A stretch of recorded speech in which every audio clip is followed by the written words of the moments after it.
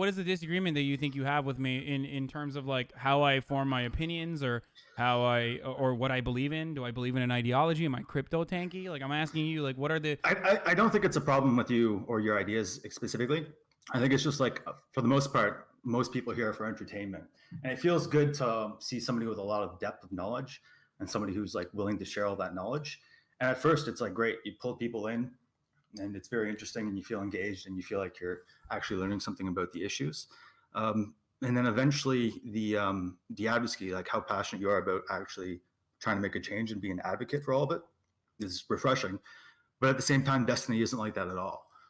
Like the only real reason I feel like he was talking to you and into socialism is because that was the topic he was kind of moving on to, right? I mean, I don't know. I can't speak for it. I originally thought that we had like a similar opinion, that we wanted to de-radicalize gamers and stuff. My reason for wanting to de-radicalize gamers was because I think that like spiritual mysticism is bullshit, especially like especially when it's like alt-right Nazi ideology. It's all based around like nonsense, like, oh, racism, like that's the different races are different from one another. I think that's bullshit. And that's precisely why like scientific racism doesn't stick, but they try to make it more scientific and objective. But like my worldview is materialist. So I wanted to showcase that like I wanted to showcase that to different people. Like I wanted to showcase that to people who had been de-radicalized. Do you mean just in general, or specifically when engaging with Destiny chat? Sorry, spiritual mysticism is not like, what I'm trying to say is race realism, and because people in the chat are upset, but race realism, or like basing your entire ideology off of like having an in-group and an out-group, and claiming that like for some weird reason this in-group is better, that kind of spiritualism is bullshit.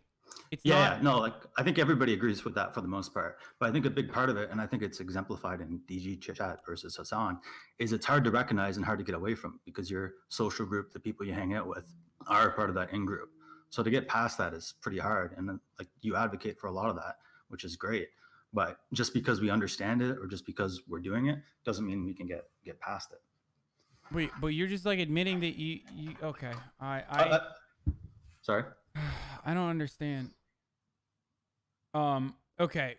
What I'm failing to understand is like, it feels like a lot of people have genuine criticisms on Reddit and on DGG and wherever I go. And I want to hear the genuine criticisms expressed by people who are in DGG. Well, I think like people in Destiny's fan base who used to be fans that are no longer watching and like legitimately think that. So I guess the biggest criticism that you're going to get is like, you attacked Destiny, right? Regardless of why, or regardless if it was just or you're morally right to do it, you attacked their dad, and they're going to respond. I think that's what it fundamentally comes down to. Unless you think it's something specific. You guys are all going to get fucking banned in DGG, and I quite frankly, I don't even think that's like so unreasonable. What the fuck? I thought there was like, there has to be something more. There literally has to be something more than just like, you attacked Destiny. Everyone is such a fucking lion when it comes to their chats. Like I'm giving you guys an opportunity to fucking blow my back out intellectually. I thought you guys were all doing like rigorous intellectual exercises every day. You're doing like mental push-ups, reading all the Wikipedia articles, and now it's like everyone. It seems like everyone's just coming here and being like, "Yeah, it's kind of a cult." Okay, I don't even think it is. Well, let's turn it around. What do you think is the most legitimate criticism that DGGers chats have, or do you just think it's all bullshit? Well, originally I thought there was a lot of legitimate criticism, but after seeing the like the glaring inconsistencies and the way that they like defend, the way that they now mirror talking points that they once attacked viciously, makes me feel like, oh, it wasn't actually like critical thinking at all, and that it wasn't actually people critically thinking at all, and it was just like people just repeating talking points that they hear as a form of their like primary entertainment, or like as a form of like their political consumption is just entertainment for them. Well, I think they get that a lot from Destiny, because I think fundamentally he's a populist. Like, he's not going to go against the popular opinion in almost any instance, and that's kind of how he debates, or how he discusses anything with people. He just wants to make sure that he's doing the thing that most people believe in, so he'll get less flack, or he can feel more confident in his position. And you're not like that at all. Like, you take a stance against something that most people don't. And just to get on to another point, I think one thing that really triggered Destiny, and again, I'm just mind reading or guessing, I feel like he talks a lot about when he first started, he was more right and he was kind of brainwashed. And eventually he kind of just realized, like, oh shit, like all these people are crazy. And I was just following it along. And I feel like he felt that a little bit with the left stuff. Like, he was getting into the socialism, he was getting in, talking with you, becoming more sympathetic to that side. And then he just started looking into some of the darker stuff. Like, and then, what? Well, just like tanky stuff, like just the stuff like he read or watched a documentary about famines that the USSR either created or allowed, and how that was kind of devastating. And I think at that point he's kind of like, oh shit, there's a lot of dark side of this stuff that I was kind of ignoring, and I feel like he just kind of felt duped by that wasn't part of the message. Why were people saying that like famines did not happen under the USSR? Is that what was like? It almost seems like. It literally feels to me like when like a Nazi kid gets radicalized when they hear the 13% but 50% violent crime statistic for the first time. It's a lack of your personal education leading up to this moment that makes you so susceptible to like hating socialism. If the way you're describing it, that's what it sounds like. I don't think that's the way. I don't think that's what it was. Like. Especially considering that there are plenty of like food shortages that occur under capitalism all the time. 8 million people die every year as a consequence of famine globally, and like diseases related to famine. Do you mean in general for DDG chat, or Destiny, as far as not having enough knowledge about socialism or leftist ideas like the USSR before going into it? I guess maybe. I don't know. I'm just operating off of what you told me, but I don't even believe that. I don't even think that's the case. I don't know what it is. But you really don't know? Okay. Hold on, sorry. And only Mr. Mutiny, you can manually unban. I can't vouch for him. Unban him if you want and take the chance. Okay, no, fuck that. If he's been banned, I'm not gonna do that. Okay, so do you have any other problems? Like, do you think I'm a crypto tanky? Do you think that no, every negative comment in the subreddit is actually a Chapo Cell Brigade or a Hasan Brigade? Well, I think you readily like recognize and you admit all the time that you get, I guess I don't want to use the word trigger, it's overused, but you let yourself get passionate about what people actually say. And as soon as you let that happen, and that's fine, it's part of your charm and your passion is nice, but people are just going to keep doing it, right? Like, even if they are the minority and even if they don't believe it, they're just still going to say it because it gets a rise out of you. And I think you know that and you can't help it, but it's what's going to happen. And I think the part that DGG hates the most is just like, they all fantasize about a year or two from now, not anytime recently.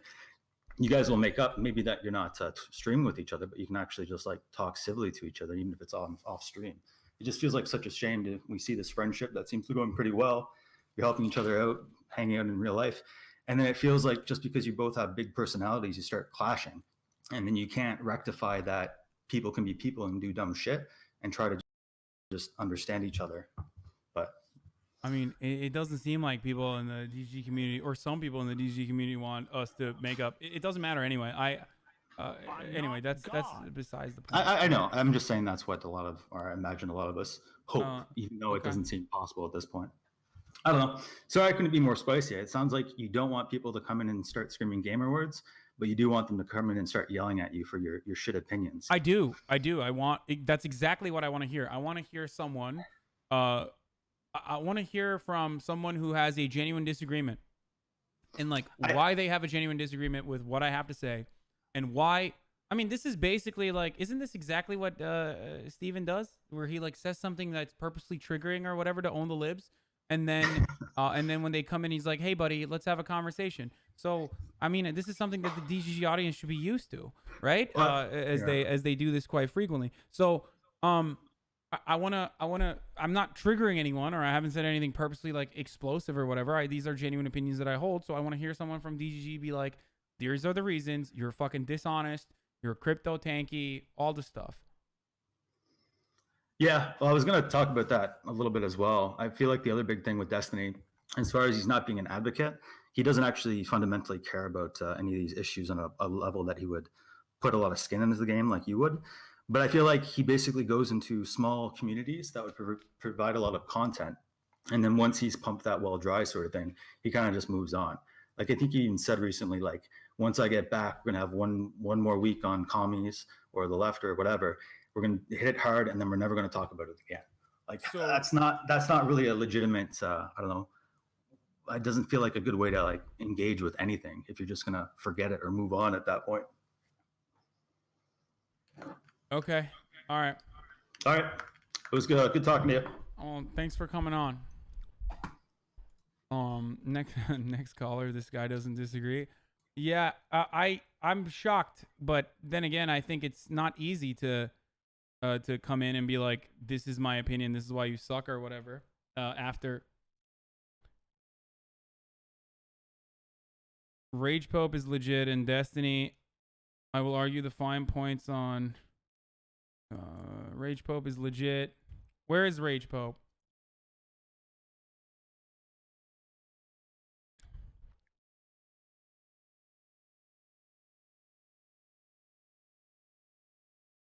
Nobody in DG has heard of Iron Toss? Okay.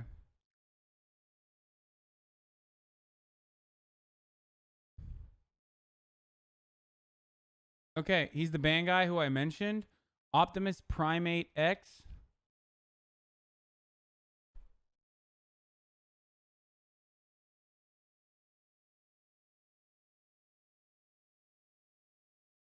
We're posting a school shooter meme. Okay, well, tell him to reach out to me directly. Can he not? If I can get his Optimus Prime, is he Optimus Primate? Is he good?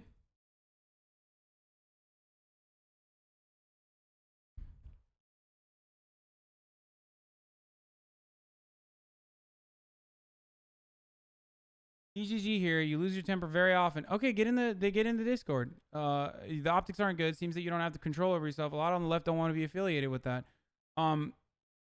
Let's have a conversation about that, buddy. If you wanna come in.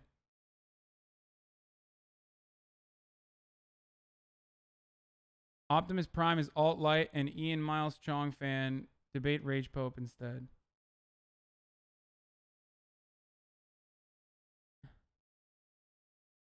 How is he both a... Excuse me. I'm sorry. How is he both a DGG fan and how is he both a Destiny fan and an Ian Miles Strong fan? That doesn't make any sense.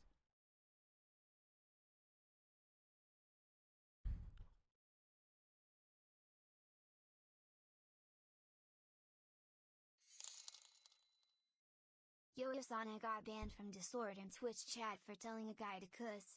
It's about the Discord, but can I get a chat unban? Wait, what happened? You got banned on Discord because you did what? I'm sorry. I'm out of control. I apologize for that. From Twitch chat for telling a guy to kill yourself? I don't give a fuck about the Discord, but can I get a chat unban? All right, don't give me money if you want to get a chat unban. Excuse me. I'm sorry. I'm out of control. I apologize for that. Talk to one of the mods. Ragepope should have messaged you by now. Oh, he did. Okay. Excuse me. All right, I hope he doesn't fucking say some... I apologize for no that. shit, I'm calling him now.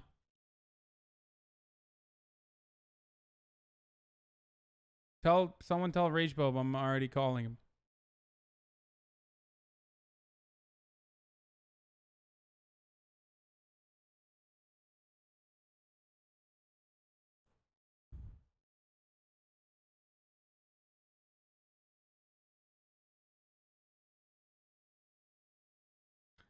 Oh, hey, what's up, man? You're not going to say any fucking gamer words, right? Okay, cool. Fuck, I gotta pee. Someone's livelihood, so... Okay, what's up, Ragepope? Let's talk to me. Cool, great. So I guess I got two big issues with one. I guess the first one, you say you're a socialist, right? Do you mean like economic socialist or political socialist? Am I an economic socialist or a political socialist? Yeah. Well, I think the economy and politics is deeply intertwined. Anyone who separates one another from is either right wing or thinks that there's like cultural Sure, but I mean, Marxism, if or you maybe just like go an look at anarchist. I don't know. if you look at like Caleb Maupin's debate with Destiny, right? So he kept advocating for socialism, but what he wanted was a mixed economy, right? Because he still wanted private ownership. So he I was. can't speak for Kale. I have no idea who Oh this yeah, person is sure, or what sure. he But like, said. I guess, yeah, right. But I guess there's a difference between political socialism, is where you want the government to essentially redistribute wealth to people and things like that, or there's like actual economic socialism, which is a state-planned entire economy. No, there are different ways of implementing socialism. And Uh, one of them, like socialism, or at least well, it's Marxism, would be. definitionally like economic socialism. By definition, is state-run economy, either through state capitalism or through state determination of all prices, right? Okay, I don't agree with that definition because But considering that's that, well, no, here's why I don't agree with that. Because then you have a situation in which, like, because the Chinese economy is heavily regulated and heavily centrally planned, or the USSR is was centrally planned, that it's not like state capitalism, and that it's actually perfectly socialist. And I don't believe in that. That's something that this is like a Sure. significant criticism that I have with Stalin to begin with. That obviously has absolutely. led to problems. It can be very successful in certain areas, but gigantic problems in food shortages in others.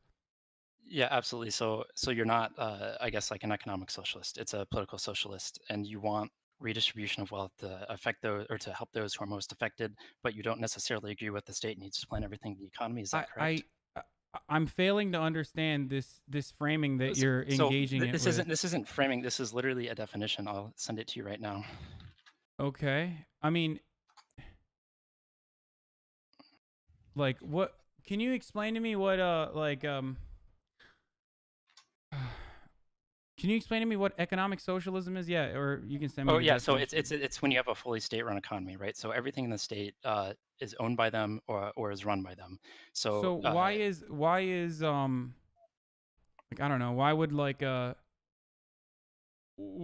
it's a let's planned say economy. in a hypothetical economy where we have anarcho-syndicalism, you would not consider that to be like a socialist economy? It would just be political socialism? Like, I'm confused about the semantics, and it seems Anarcho-socialism, so significant. there's no. So let me look up.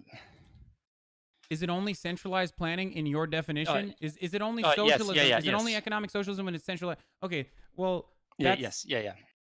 and what do you exactly mean by like centralized planning? You obviously don't consider like you subsidies, either for have- example, to be centralized planning. I don't think subsidies are centralized planning. I don't agree. Well, I guess you do need subsidies for some things, and definitely not to the extent that we have corporate subsidies in America right now. But state planning is saying like we're going to produce 500 gallons of oil, we're going to produce 300 pounds of wheat, and we're going to produce 12 cars to ship off Isn't to that someone how we else, right? do? But isn't that how we already do subsidies? Like, how do you think agricultural production works? Like, What does that have to do with the definition of a socialist thing? I fail to understand that, and I agree that we shouldn't be subsidizing a lot of these Okay, so farmers. you agree with it, but I'm saying, but you would also agree that the current American structure is capitalist. But now you're using. But now I feel like there's definitely a lot of crony capitalism involved in American capitalism as the way it is, right? Certainly. I mean, I think all capitalism is crony capitalism. That's Okay, sure. I'm an Yeah, anti-capitalist. That's one Anti-capitalist, sure. opinion I Okay, have. great. But Okay, cool. So I guess what economic system would you have to replace capitalism? I think the economic system that we should be the economic system that we replace capitalism is in early stages social democracy through a series of reforms and nationalization of the extraction industry, and then other industries that have inelastic. Well, you asked me, do you want me to complete it, or would you consider that gish galloping? Because we can go point by point if you want. I think point by point is fine. So you're saying that you want nationalization of resource economies, right? Yes. Well, nationalization immediately for the extraction industry in a way to and also stopping our over-reliance on fossil fuels while using the profits from the extraction industry to spend money on social safety nets and also R&D on like green energy initiatives. Sure, but why can't we do that underneath a capitalist system that provides more wealth, right? So I guess if we just start with the first point that you had, which was because the privatization. Well, you asked me a question because the privatization element and the profit motive stops us from being able to do that. especially for the That's a fossil fuel government industry. failure. That's a government failure, not a market failure, right? So the government should be stepping in to regulate with Pagovian taxes and subsidies for things like education, right? In order to make sure that the effects and the cost reflect whatever the effect is on the economy, right? So we can agree that when we burn fossil fuels, that it's really bad for the air, right? But we can also agree that I like turning my fucking lights on and I like being able to get on Twitch and watch my favorite streamers, right? Why do you think it's impossible to do that? Wait, like, do you think that, for example, in Norway, they don't have Twitch or they don't have the things that I'm mentioning? They're still capitalist. They Yeah, still, I know, but they're further along. You asked me what my opinion is, so I'm giving you what my opinion is. Originally, through a series of straight reforms, we move to a social democracy, like fully implement social democracy, and slowly but surely we start nationalizing the extraction industry, and then also healthcare industry in its entirety, and other industries where where the government should provide like basic necessities for survival, including housing. So that's my opinion, and that's the early stages, and then finally implement reforms to like democratize the workplace through a series of like legislative efforts that are currently taking place in the UK, for example. Like Jeremy Corbyn famously advocates for the workplace democracy bill that he put forward that offers workers the first right of refusal for like before an IPO or before a company goes bankrupt to turn that corporation into a cooperative. Financing this would be through public banks. Which is just the nationalization of extraction industries, right? So no, when this we're is talking after about that. I'm saying like sure. But I guess I want to address this point first, right? So the first thing you want to do is nationalize extraction industries. Is that correct? Am I understanding you correctly? Yeah, I want to nationalize extraction. Okay, yes, it's great. successful. It has worked in other companies. I mean, not companies. Sorry, it's worked in other countries. Can you name a couple countries where it's worked in nationalizing the extraction industry? Norway. Norway. Okay. So that's one. That's it. All right. And the other countries where it hasn't worked are countries where the U.S. has meddled in that nationalization process. Like Iran is what I'm referencing, or Venezuela is what I'm referencing. And also there are effective ways of doing it, like Norway, and then there are ineffective ways of doing it where, like in Venezuela, I think that completely like firing all of the existing staff and putting like party members in positions of power over that entire industry is not necessarily a good way of doing it. All right, so let's start with Venezuela. So with Venezuela, what originally happened with them, right, was all their Saudi Arabia. No, I'm not going to talk about Saudi Arabia. I mean, we can talk about Saudi Arabia if you want to, but if you look at Venezuela, what happened was all of their skilled labor in terms of oil production came from all these foreign companies, right? So essentially, the oil service industries like Citgo and all those other people, or not Citgo, can't think of it off the top of my head, but essentially they ran all of their oil refineries, right? And so Venezuela forced them to sell to them, and they didn't want to. So Venezuela came in with guns and they kicked them all out. And they ran their factories into the ground and refused to pay these oil companies the value that their stuff was worth until they ran the oil refineries into the ground. Can I ask you a question? Sure. Why are you talking about Venezuela when I already admitted that it was not the most successful implementation by literally mentioning exactly what you did, but not as descriptive as you did just now?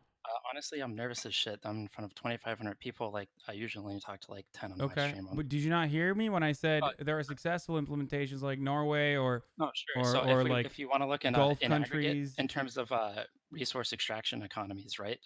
On average, most of them fail.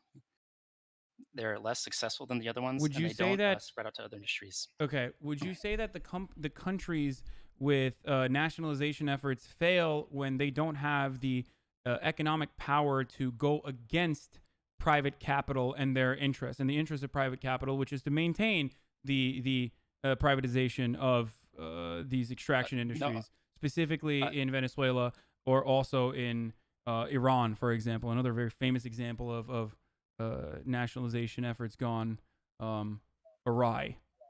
I mean, would you say Russia's a nationalization effort gone awry? I mean, they're a resource extraction economy that's doing horrendously. Do you think? Wait, I wouldn't even consider Russia to be. I wouldn't even consider Russia to be like a social democracy at the same level of like social Sure, democracies but fail and social democracies they're work. still a state-planned economy. Okay. So, I mean, if you look at all the state-planned economies around the world, the only one that's doing remotely successful, it's China, right? And that's still state capitalism. Mm-hmm.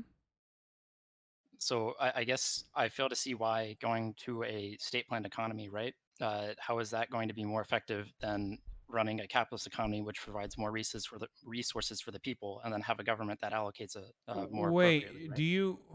Okay, but you criticize China, right? You don't. Oh yeah. Okay, so you I don't think that's good. I don't think it's no. I don't think China is good, right? I think China's the Do you? most What do you most think like successful of the bunch. state-planned economies are then? If you said that Russia is state-planned, like, do you just think it's state-planned economies if like 8 oligarchs control the major industries? Is that like? Would you consider that to be a state-planned economy? Is that what it is? Because I mean, technically it's Russia no, is it like wouldn't be. supposed to be a libertarian paradise, if I'm not mistaken, or at least post USSR Russia. It's not really a libertarian paradise, right? Why? Is Uh, it because it's not what? working I'm in the way not that God. No, capitalism absolutely is not. I supposed to? don't. I'm not a libertarian. No, it's essentially it's a full-on 1920s Gilded Age capitalism is essentially what's happening there. Would you not say that that's happening in America? No, we're way past that. I mean, we had that originally, but it's not as bad now. I think a huge problem that we have in America is just poor regulation, not necessarily capitalism gone amok. Okay. I'm just trying to work within your framework instead of like Oh, sure. taking So this. I guess I'm trying to work within your framework instead of taking this outside of okay. that framework by saying no, like that's actually not capitalism gone awry. That's just capitalism. And No, yeah, because that's like all of our rampant capitalism. institutions, all of our So there's institutions are controlled by capital and the power of there's capital. a fundamental difference between like full-blown like mercantilism and capitalism and then well-regulated capitalism, right? So there's things that we understand that we need to have in order to make sure capitalism works. Capitalism makes sure everyone gets or the pie in general is the biggest, but you're right, a lot of people get exploited and fucked. But what you need is you need a government on top of it. I would say more towards a social democracy, wherein you take the things that are going bad and you help the people who are marginally more affected, and you help the people who aren't getting food, and you ensure that there's a fair playing field for everybody. But the goal of capitalism, even a heavily or very heavily regulated capitalism, is to make sure that there's the biggest amount of pie out there and then distribute it so everybody at least gets some of it and everyone's pie is always growing, right? Mm-hmm. What do you think are the reasons why we haven't reached this utopian capitalist ideal that you have? I mean, we're slowly pushing towards them the same way that people have been slowly pushing towards other ones. I mean, I'm not Mhm. God. Can you describe that a little bit further for me? Like, where are we slowly sure, pushing yeah. So, towards? I guess if we start with like the free hand of the market, 1776, right? The invisible hand of the market guides us, right? And so that's essentially what took over all the major companies at the time, right? The British East India Company exploiting India, all the other major companies around the world, right? So that kind of culminated in the 1920s with like the Great Depression, right? Where they were just giving out loans left and right. We have the huge stock market crash, and then everything bottoms out. And then we realized that, hey, letting unfettered economics go, where you have big multinational conglomerates wrecking people left and right, driving businesses out of ground by holding oil prices at unsustainable prices, things like that. So that goes away with capitalism 2.0, right? That's essentially the Keynesian economics, right? Well, we need to deficit spend during recessions in order to Mm-hmm. make sure that people, and that also comes about when you have the antitrust amendments from the 1910s and 20s, all right? And so that goes fine and well for the next like 50 or 60 years until we get So, the 1980s stagflation, why right? exactly? So, why did it unwind once again? By the way, Oh, like a sure. lot of the stuff that you mentioned, especially about like regulatory forces on like unfettered capitalism, are not just like, I mean, it's like Okay. Adam Smith had opinions like that as well. It's not just Yeah, like it's not like a relatively yeah, I mean, I get Keynesian economics, but it's not like sure. an We're done. Okay. So okay. yeah. Which, So by the way, we are not in disagreement up to this point. no, I already I told think you that I am. I already told you that like I believe that Has these got you, I these so regulations will need save his gotchi. to be instilled immediately. But go on. Sure. Yeah. So I guess capitalism 2 lasted through stagflation in the 1980s, ended with Reagan and Thatcher, and that's where we got a lot of the big banking regulation coming through and things like that, right? And so that's when we started messing with interest rates in order to essentially control the economy, right? Heat it up, slow it down. Uh-huh. And then capitalism 4 is what we're kind of working in now after the 2008 recession, right? So, shit, sorry. Okay, so why is it failing? Because you Why is it originally failing? said we're incrementally getting better, but I would consider that to be, I mean, I consider these sorts of, I mean, these significant economic meltdowns to be, like failures, right? And ultimately, like Sure. capitalism has not, the utopian capitalism that you describe has never existed, just like sure, the but neither has utopian perfect socialism or the utopian, yeah. utopian communist ideal has never existed either. Both of them both of them have in practice been relatively violent. Yes, but I guess well, one big argument I would make. Sorry, dude, I'm stressing out. There's Don't a lot worry of about people. it. Sorry. So You're doing great. I think you're describing your position, but yeah. it's Yeah. So, not. But but what I do you want simply don't do you understand. want empirical? I guess do you want like empirical? So I guess let's just talk empirically, right? So let's look at East versus West Germany, or let's look at USSR versus West Europe in terms of Why? work. Because but like you're again, you're going to bring up Yeah. examples of things that I don't necessarily agree with anyway. But So I'm not describing policy issues. I guess I'm just talking about efficiency losses, right? So if you look at like the USSR, like the average USSR worker, they were about 30% less productive. If you look at then the equivalent Western worker when you control for capital, right?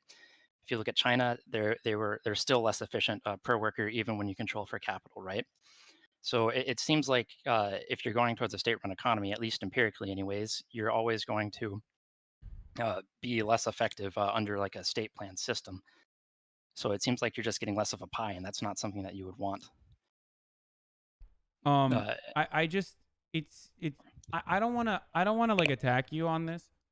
Sure. But no, it please. really seems like you're arguing against like you're just like dishing out talking points when I already mentioned that this is not something I care to defend. But if I were to defend it, I would probably say something along the lines of like, what do you mean under efficiency? I mean, again, going back to China, China is extremely efficient, right?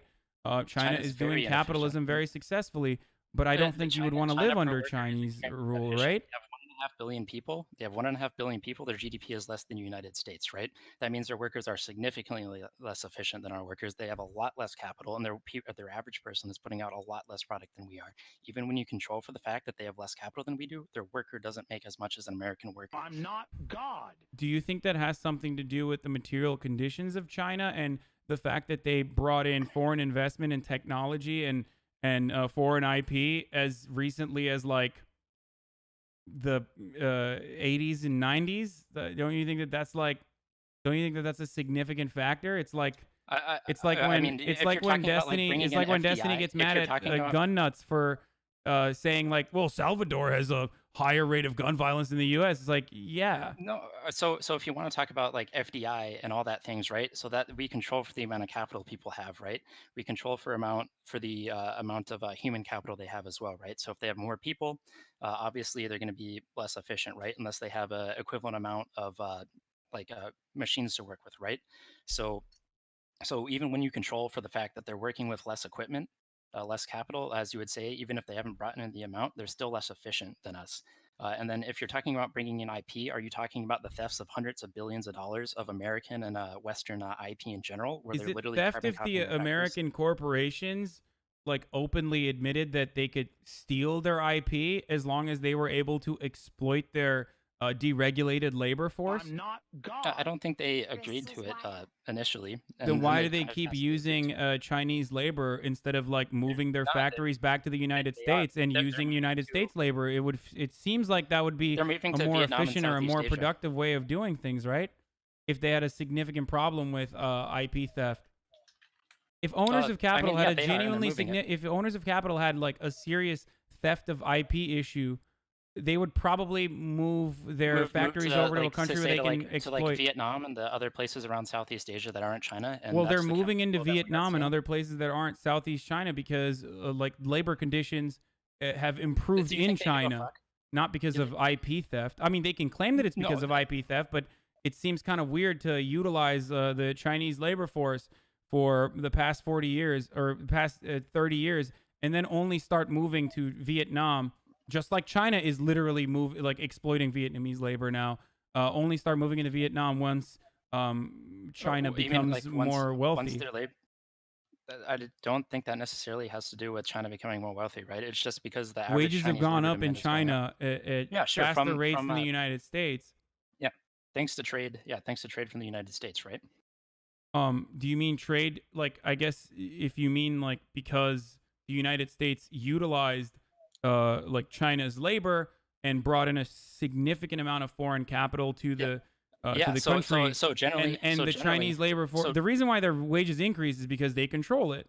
No, the reason why their wages increased is because they got more capital, so they're able to make more per person because of the FDI that has come in. That has nothing to do with the fact that they're controlling the whatever. There's more capital, so their workers are now able to make more, so they can charge a higher wage. Now it's more efficient for these companies to go to the places that don't have capital and trade with them instead. Yeah, they're now moving on to other places that they can exploit. And then, wait, hold on. One more. So then, if you even look at the average Chinese worker, right? You think the average Chinese worker controls fucking anything? No, it's all the Communist Party. If you're not in the Communist Party, you get nothing. Your social credit score, if it's not over a certain number, you're not getting a house. You're not getting a job. You're fucked. It's kind of weird because you're agreeing with everything I said. I said that this is a very effective way of running capitalism. It's efficient in regards to, I mean, it's efficient in every way. Like it's just more competitive. Except for in the redistributive parts to the workers, right? So it's very much almost like capitalism 1 again, right? Where you have the unchecked capital owners, in this case the CCCP, running everything, right? You don't have your regulatory framework to unscrew things, right? To make sure that the average Chinese worker is getting their fair share of that trade pie. I'm confused by like it seems like we're not disagreeing on anything, but you're saying that like the Communist Party being like a one but like the Chinese sorry, I got sidetracked. Sorry. You said like the fact that it's a one party system is a problem, right? That's what you're saying? Is that what it is? Am I understanding your point correctly?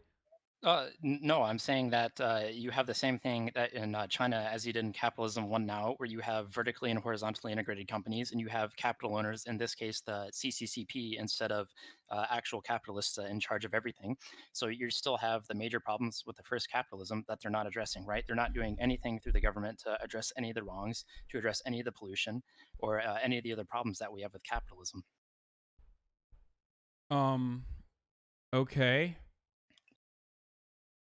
I mean,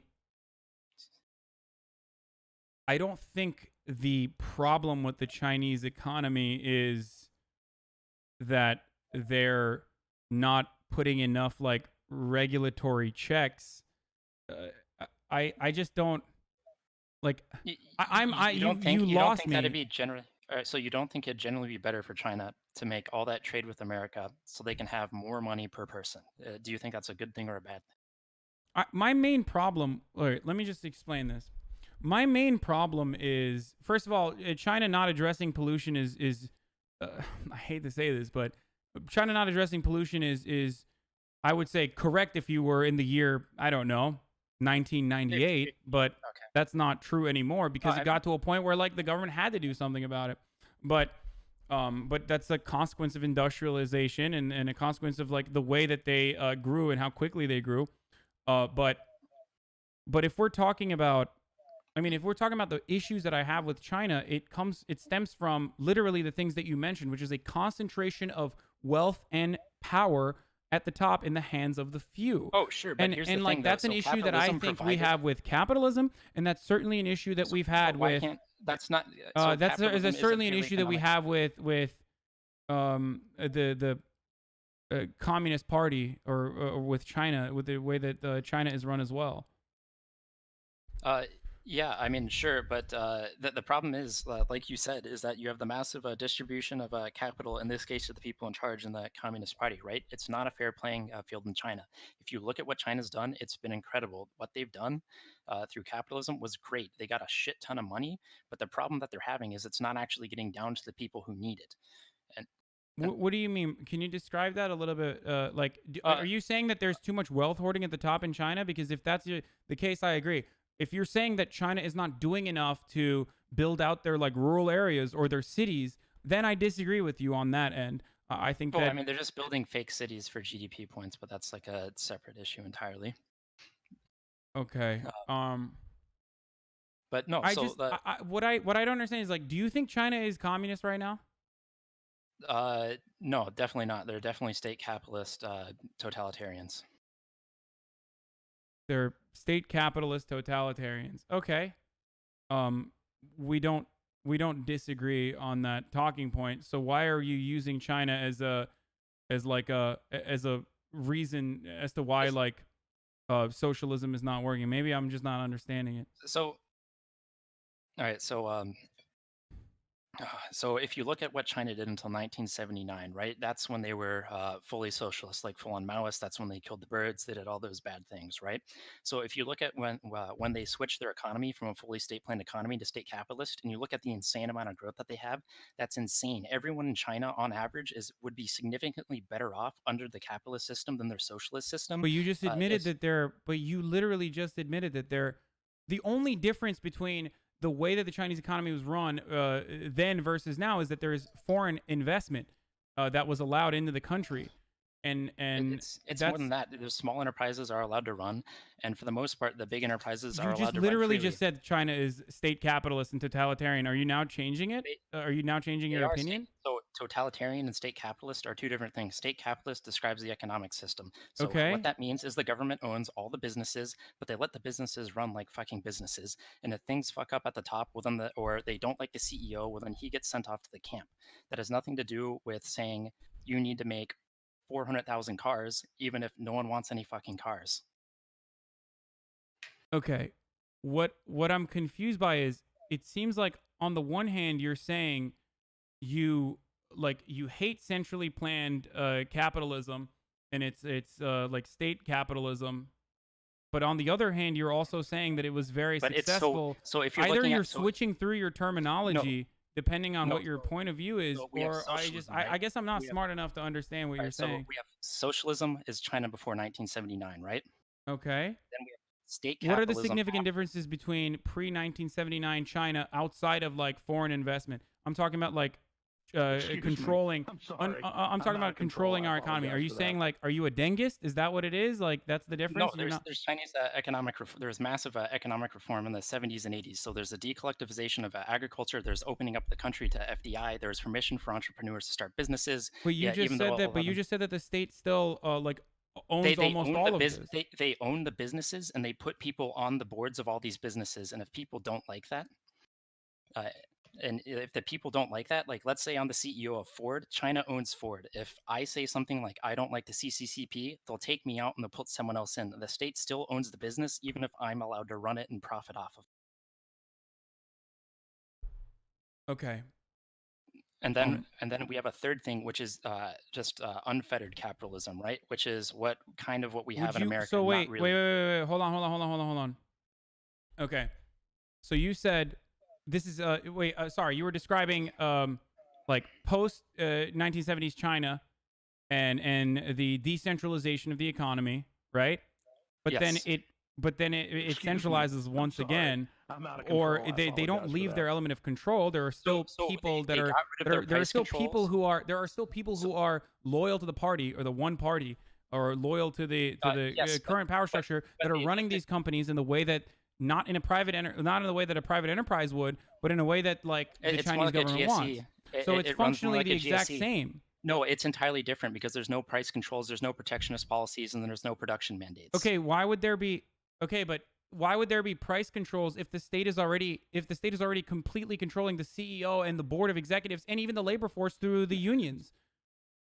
What do you mean, why would there be? It's really dumb to have them, but they put them in anyways. And that's what one of the big problems of the central planning is because you can't appropriately set prices on goods. And so when you get rid of that, like they did in the 70s and 80s, you saw massive growth in the Chinese economy from state capitalism, from state socialism. Now, Okay, if you compare... hold on. Okay. Oh. I just don't think that the difference that you're mentioning is as significant as you think it is, or like it doesn't make sense. Especially considering that it's still controlled central, like it's still centralized planning, like almost in every step of the way. But on the one hand, like you admit that, but on the other hand, you're saying that like subsidies would not be considered. Subsidies would not be considered like centralized planning in a meaningful way. I think we're having a kind of a fundamental like definitional mismatch. So I guess I'll try to clarify things a little bit more. So China before 1970 was fully state planned. So that said, that being said, if we have a car manufacturer, the government says you're making 400 cars and they're going to cost $300. Oh yeah, right? Yeah, okay. Okay, sure. So then China after the 1970s, they still own the auto producer, but the auto producer sets prices in accordance with the market, right? But if they're doing things or they're trading with people that the government doesn't want to, then the government stops them, tells them no, or they just like replace the board or whatever, right? So there's still some state exercise power over these companies, but it's not as free as it is like full-on free capitalism, quote unquote, as it is in the United States, right? Where anyone can start a car factory and they're not responsible to the central governing party. Is that more clear? Yes, but I'm saying that like functionally the government still allows the market to I guess the government somewhat allows the market to set rates, but ultimately the significant difference, and I'm mentioning this to you, between the two structures is that one has foreign capital and the other doesn't. And having foreign capital is a significant factor in growth, not necessarily not necessarily implementing market structures. Now, if you were to say that foreign capital could only come in because they decided to work away from centralized planning, and instead... No, I think we have great econometric tools that we can account for the flow of foreign direct capital in and show that it's demonstrably the policies that have a positive effect in addition to the positive effect foreign direct capital has. Okay. My opinion is, and you can tell me if I'm incorrect here, my opinion is foreign capital would have never come in without a quote-unquote implementation of free market principles. Not necessarily free market principles. I mean, we still operate in a lot of countries that definitely aren't free markets. Okay.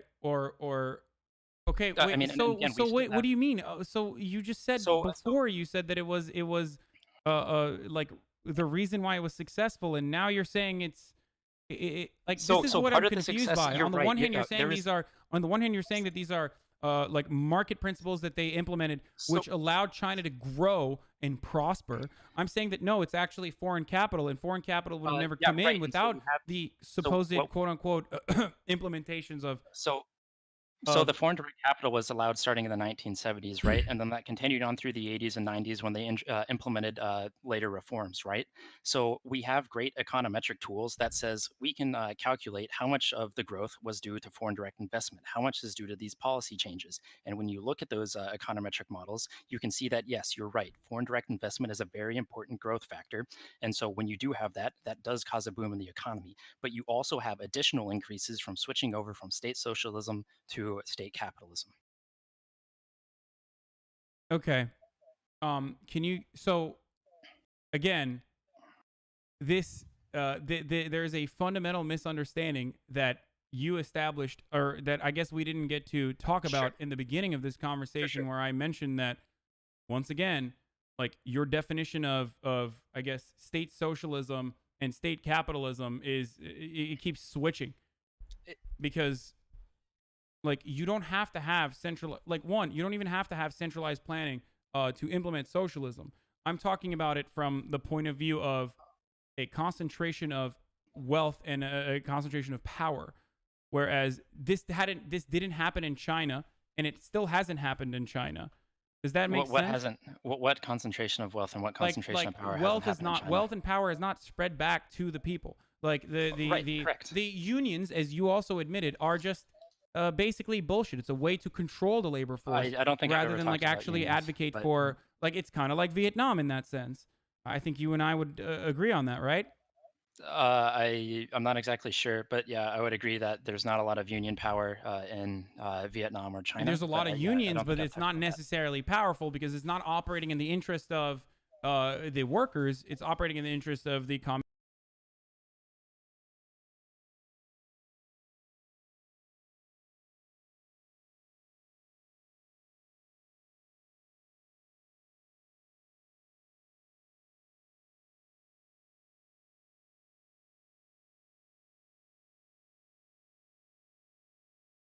workers. It's operating in the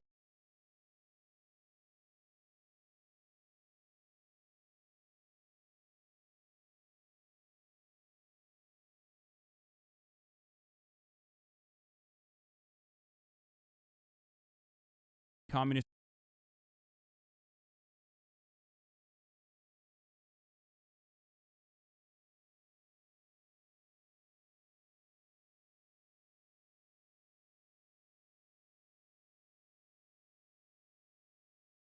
We're gonna be. It hasn't started yet, I don't think. Or wait, I got the green light. All right, we're back. Oh, thank God. Okay, what was the last thing you said? Okay, so we were talking about capitalism versus socialism, right? And the reason why I argue for capitalism is because it's going to get us more money that we can spread around to everybody else. So yes, I agree that there's huge problems with inequality under capitalism, but I think the way to address that is through government regulation. It's not by axing your economic system that's making you more than any other system. Okay. All right, no, we're still going. Hold on. So we're gonna address the distribution problem that is inherent to capitalism It's not by inherent to capitalism. more government. What? It's not inherent to capitalism. Look what they did in How is Venezuela. that not inherent to capitalism when you It's admitted that inherent like to- capitalism it's inherent to any 1.0 and power capitalism structure. I 2.0 agree that both it ran happens into the in same capitalism. problems? Wait, hold Oh, on. sure. How is that I not agree. how is that not an issue when capitalism 1.0 and capitalism 2.0 and potentially capitalism 3.0 It's inherent. It's is not inherent to capitalism. It's inherent to human nature itself. Whenever there's wealth or power, someone's going to grab it. If you look at what happened with these communist reforms, what happened? You had a totalitarian government go on top and grab the resources from anyone else. It has nothing to do with the economic rather than a system that you're in. totalitarian group of oligarchs who are, plutocrats who are functionally doing the exact same thing. Yes, but, I know. But I then agree. but instead of that, there's like but they're doing it on a essence shittier of, there's an economy, so essence there's of not enough freedom. money. What? No, they're doing it with just a worse economy, so there's less money to grab. Also, I think that no matter what, human nature is not an argument that I don't think the DGGers would let you get away with. I mean, I'm being as charitable as possible here, but like, are you just saying that like greed is a fundamental part of human nature and just like we can't escape it? I think that there will always be people who will always take the shortcut given to them. I don't think every person is inherently greedy, and I don't think every person is inherently evil. I think in general, you'll find that the people who are inherently greedy or want power will try to go to the top and will try to take it from others. It's your economic system is separate entirely from these other issues that you're trying to address. I think it's generally better that there's more money to split between everybody than there is to make sure that it's inherently equitable from the very beginning, right? And run a smaller economy with less money for everybody. So if greed is inherent and that people are naturally going to gravitate towards positions of power regardless of like economic distribution, one, why did this not happen in prehistory, like prehistoric societies? The guy with the biggest stick went and beat somebody. And two, yeah, well, that was the point I was going to make. And two, why aren't we literally murdering people? Someone, when someone says something terrible about fish, I don't go out and murder them. Obviously, it's still like there are certain elements of human nature, our violent tendency, for example, that we've been able to get away from and regulate. It almost seems like Human nature is not a human nature is not a good reason to. Human nature is not a good way to mention why like a capitalist distribution of resources and wealth is not like a good way to defend capitalism.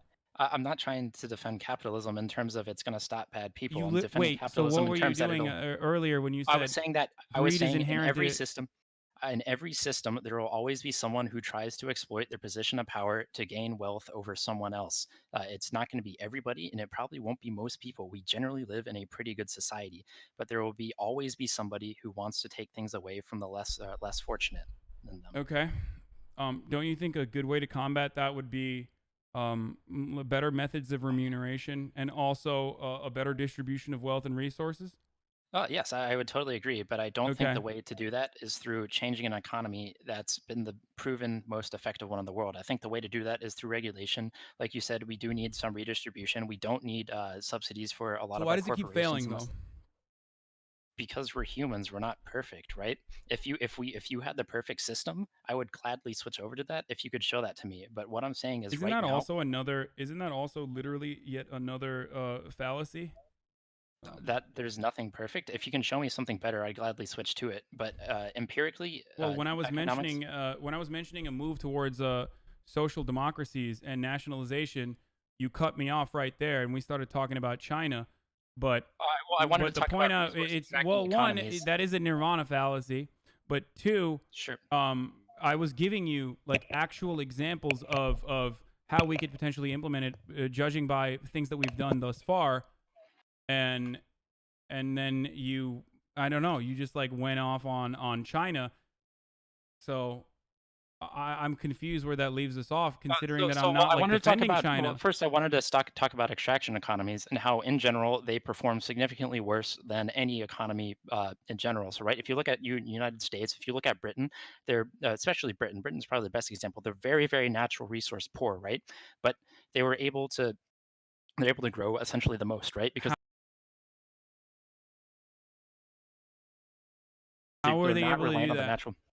How are they able to do that? Projection of power through their navy, Wait, hold trade, on. I might be effing again. Fuck. I see red on the OBS. All right, nope, we're back. All right. Okay. And rampant unchecked capitalism, right? They went out, they traded, they did horribly exploitative things. Slavery, imperialism, colonialism. Very bad. Yeah, very fucking bad, right? But you know, not great. Yeah, not great, but rampant capitalism, rampant growth, right? If you look at a lot of countries without oil resources, if you look at most of the Middle East, if you look at a lot of the Western African countries, if you look at the diamond exporting countries like Congo, South Africa, Zimbabwe, they're all natural resource extracting economies, and they perform worse than other ones where they're not reliant on rent-seeking behavior. Okay.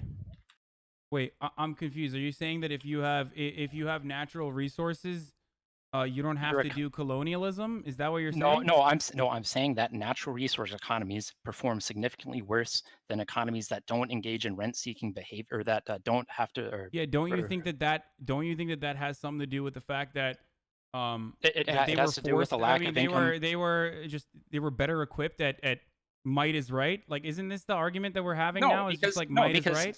So you're saying no? This isn't the argument they're having. The argument that we're having is that rent-seeking behavior isn't profitable in the long term. And when you rely on resource extraction, you don't diversify your economy. You don't get into services and other things that will end up in a boon for your economy.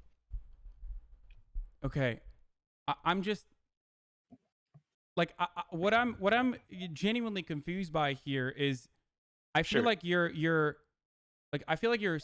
jumping over a couple steps here when you talk about industrialization in Britain, and you talk about the curse of like countries that I'm not talking about industrialization in Britain specifically. I'm talking about in general the economic policies. Like you're falsely equating. I'm giving you examples of like nationalization that have worked, right? Like that. So that doesn't mean that like nationalization that has worked and nationalization of extraction industries that hasn't worked.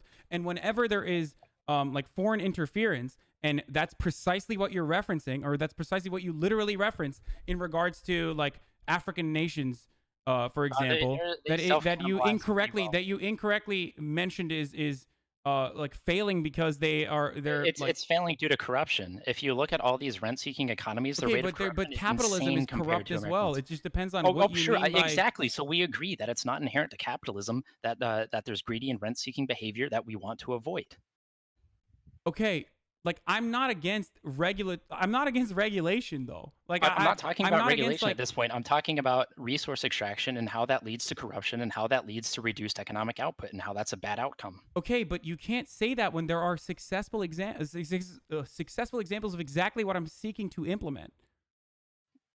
So you want to use these these Norwegian countries as examples of things that have nationalized the extraction industry. The reason why I use Norway as a perfect example is because, or I guess you could utilize Saudi Arabia. I fucking hate because it doesn't. Saudi Arabia is a whole other can of worms. It's a fucking theocratic monarchy. Obviously, that's not a system that is effective both politically or even economically because of their over reliance on extraction as well. Over reliance on fossil fuels is a significant problem in Venezuela as well. So specifically in Norway, what industries did they nationalize? I don't know off the top of my head. Can you? Just fossil fuels, like all fossil manner fuels. All manner of fossil fuels. I think that's. I mean, so is that like, even their healthcare is not nationalized. So if you look at it's generally their GDP, but it's not. It's just oil. So their GDP of Norway is 525. I guess their forestry is as well. Is that true? I didn't know that. I think that sounds right.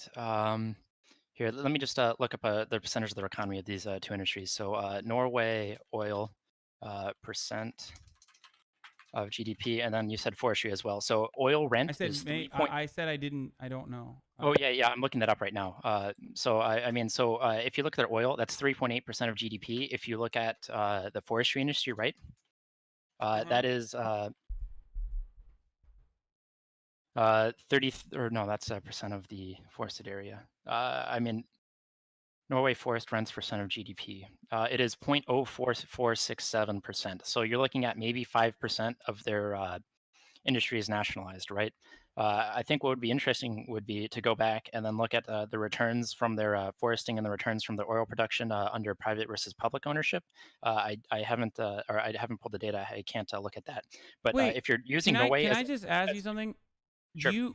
What do you think I'm advocating for? Do you think I'm advocating for like changing the American economy in such a fundamental way that we only we nationalize our extraction industries and then that's it? Like that's the only thing we produce all of a sudden? No. So I want to use this as an example to show you why Norway is not a great example to use compared to the other more extremely rent-seeking economies that rely on natural resource extraction. If you look at Norway, less than 5% of their GDP has been nationalized, right? Which is a very, very small percent, and so you don't really see any. Wait, where is this? Where are you getting the number from?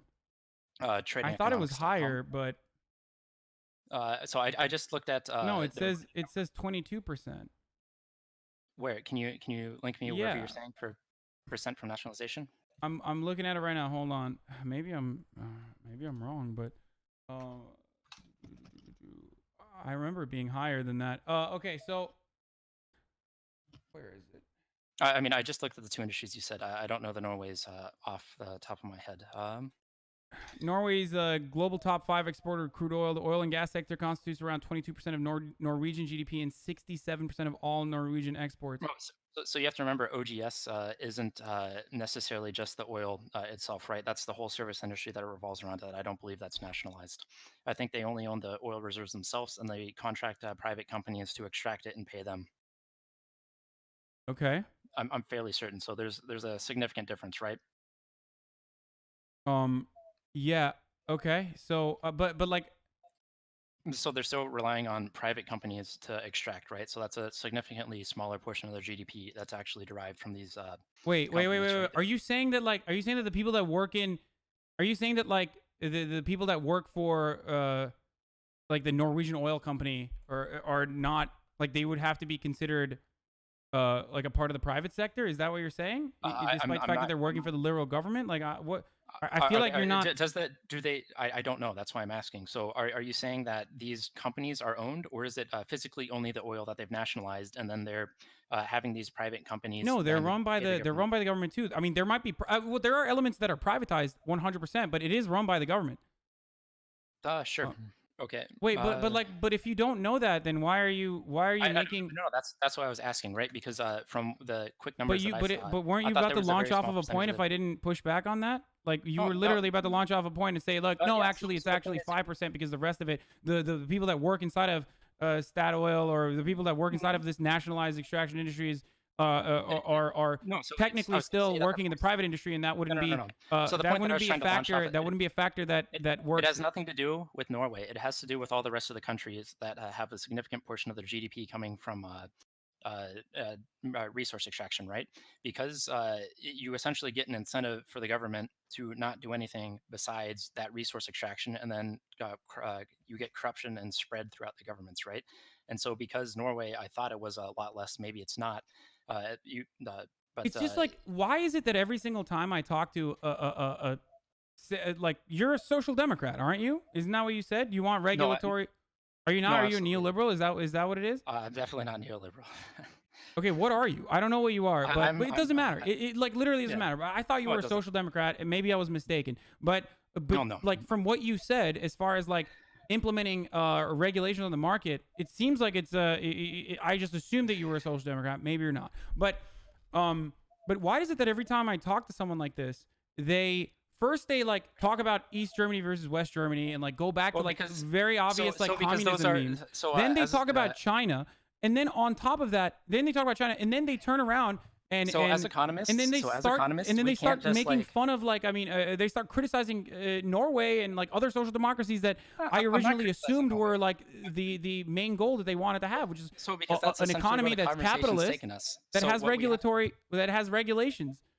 So as economists, you can't go to a government and say, you need to implement capitalism and now you're totalitarian, right? You have to look at times where you have drastic differences between people that are as close as possible, right?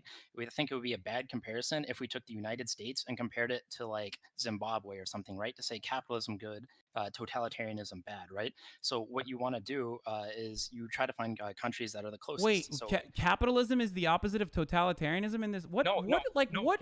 No, I'm using it as a totally shit example of something that you should absolutely not do because it makes no fucking sense. You're comparing two things that aren't related, and you're comparing two countries that have nothing at all similar to each other. Wait. We can agree that it would be a very shit comparison to make. Wait, right? What else?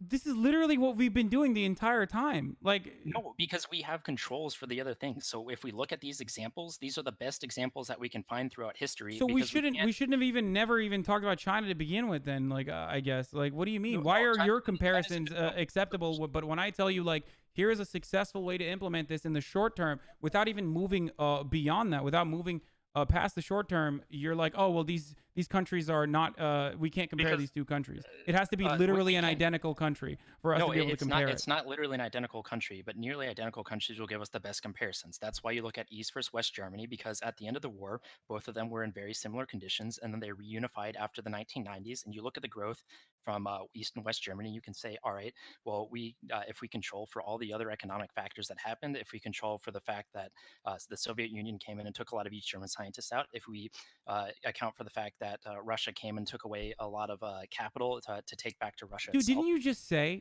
Didn't you literally just say that, like, we can't compare countries, and but then you're comparing East and West Germany by saying that, like, as though West Germany did not get significant economic help from all of the other capital-owning nations that did not take the same fucking kinds of hits that Russia did. They did not. And so, but the thing is, you can try to account for those by choosing examples that are as close together as possible. And when you can't, you can put in other compounding factors into your study. And then you can come up with a good estimation, right? And so if you look at East versus West Germany, so you're saying that we're no longer allowed to use an example of like something that is like the closest to market socialism that we currently have implemented in place without any sort of additional outside influences that have been able to run. you have to look beyond just one specific example, because we can always pull, all right, the USSR or China is better than this really bad country, or the United States is always better than this other country. When you're using one specific example, what you do is you take as many countries as you can who fit into those categories, and then you say, what are the general effects of this policy? What are the general effects of this policy? Here are the assumptions we've made. So sure, we can't control for everything, but for the most part, we found that generally capitalism makes more money than socialist countries. State capitalism is worse than capitalism, but it's slightly better than socialism. State capitalism is slightly better than socialism. Hello? Yeah, yes. Is that's what you're saying? Yes, I would say state capitalism is a step above socialism in terms of but socialism but like the socialism examples that you're using are literally state capitalism. In the way that you admitted that China is state capitalist, you would admit that like the USSR would be state capitalist as well, right? Because there's no, we're definitely a mixed economy. We're no longer a pure capitalist nation anymore. Wait. Are you saying that the United States? No, I'm talking about USSR. I'm not saying USA.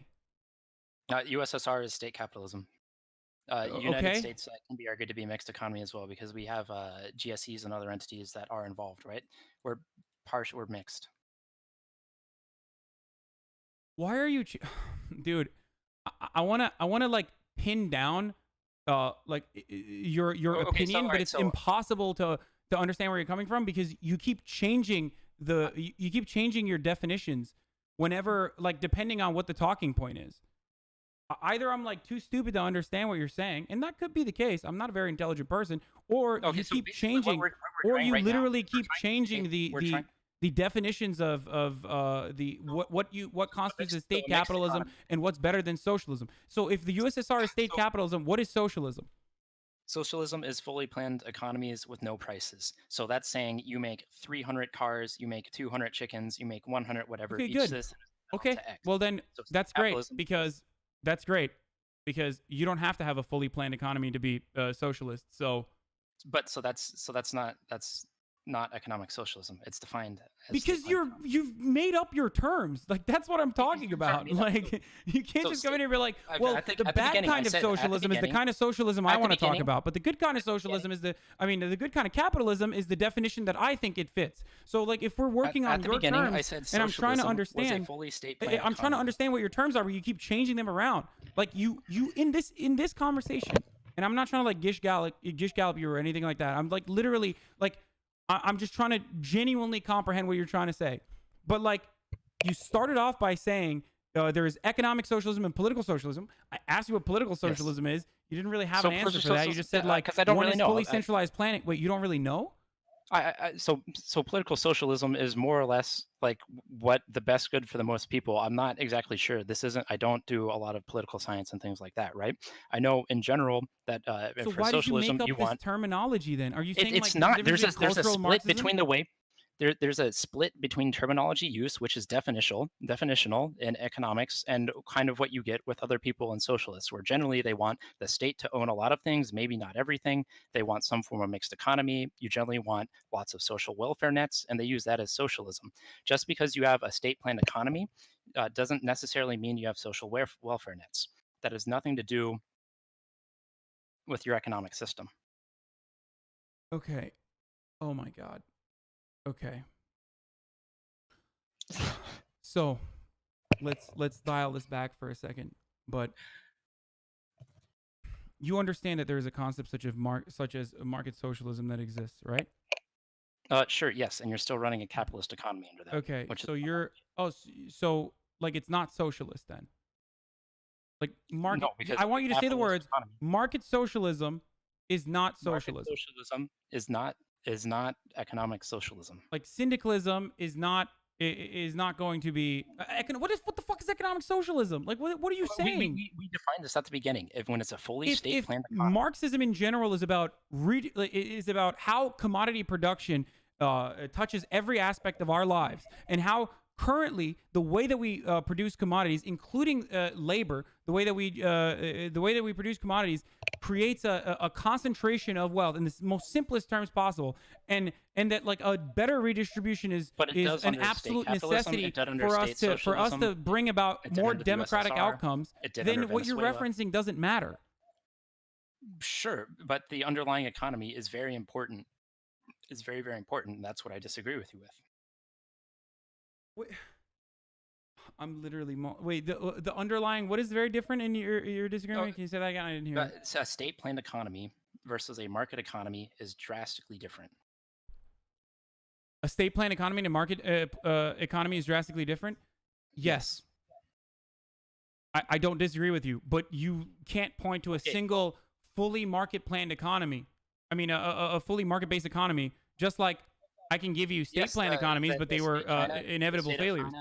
The state of China, through all the big reforms, you can look at the USSR with all their 5-year plans. But like you literally earlier said that subsidies are not like.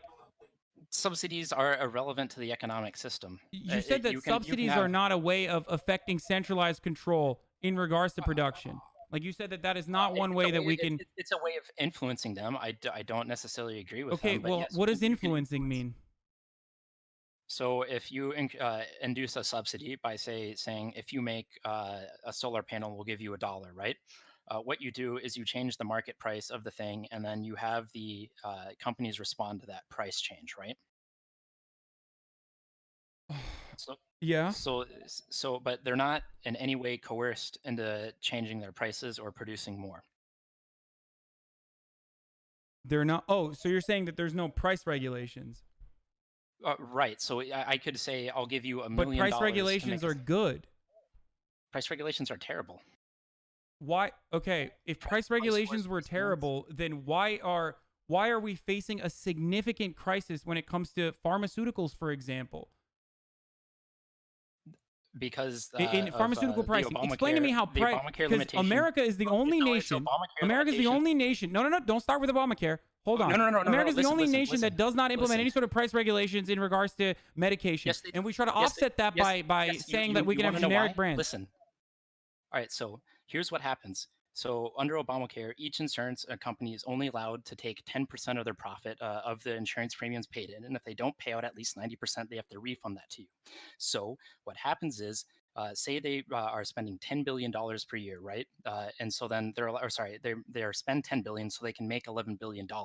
Now they find a way to save $1.5 billion.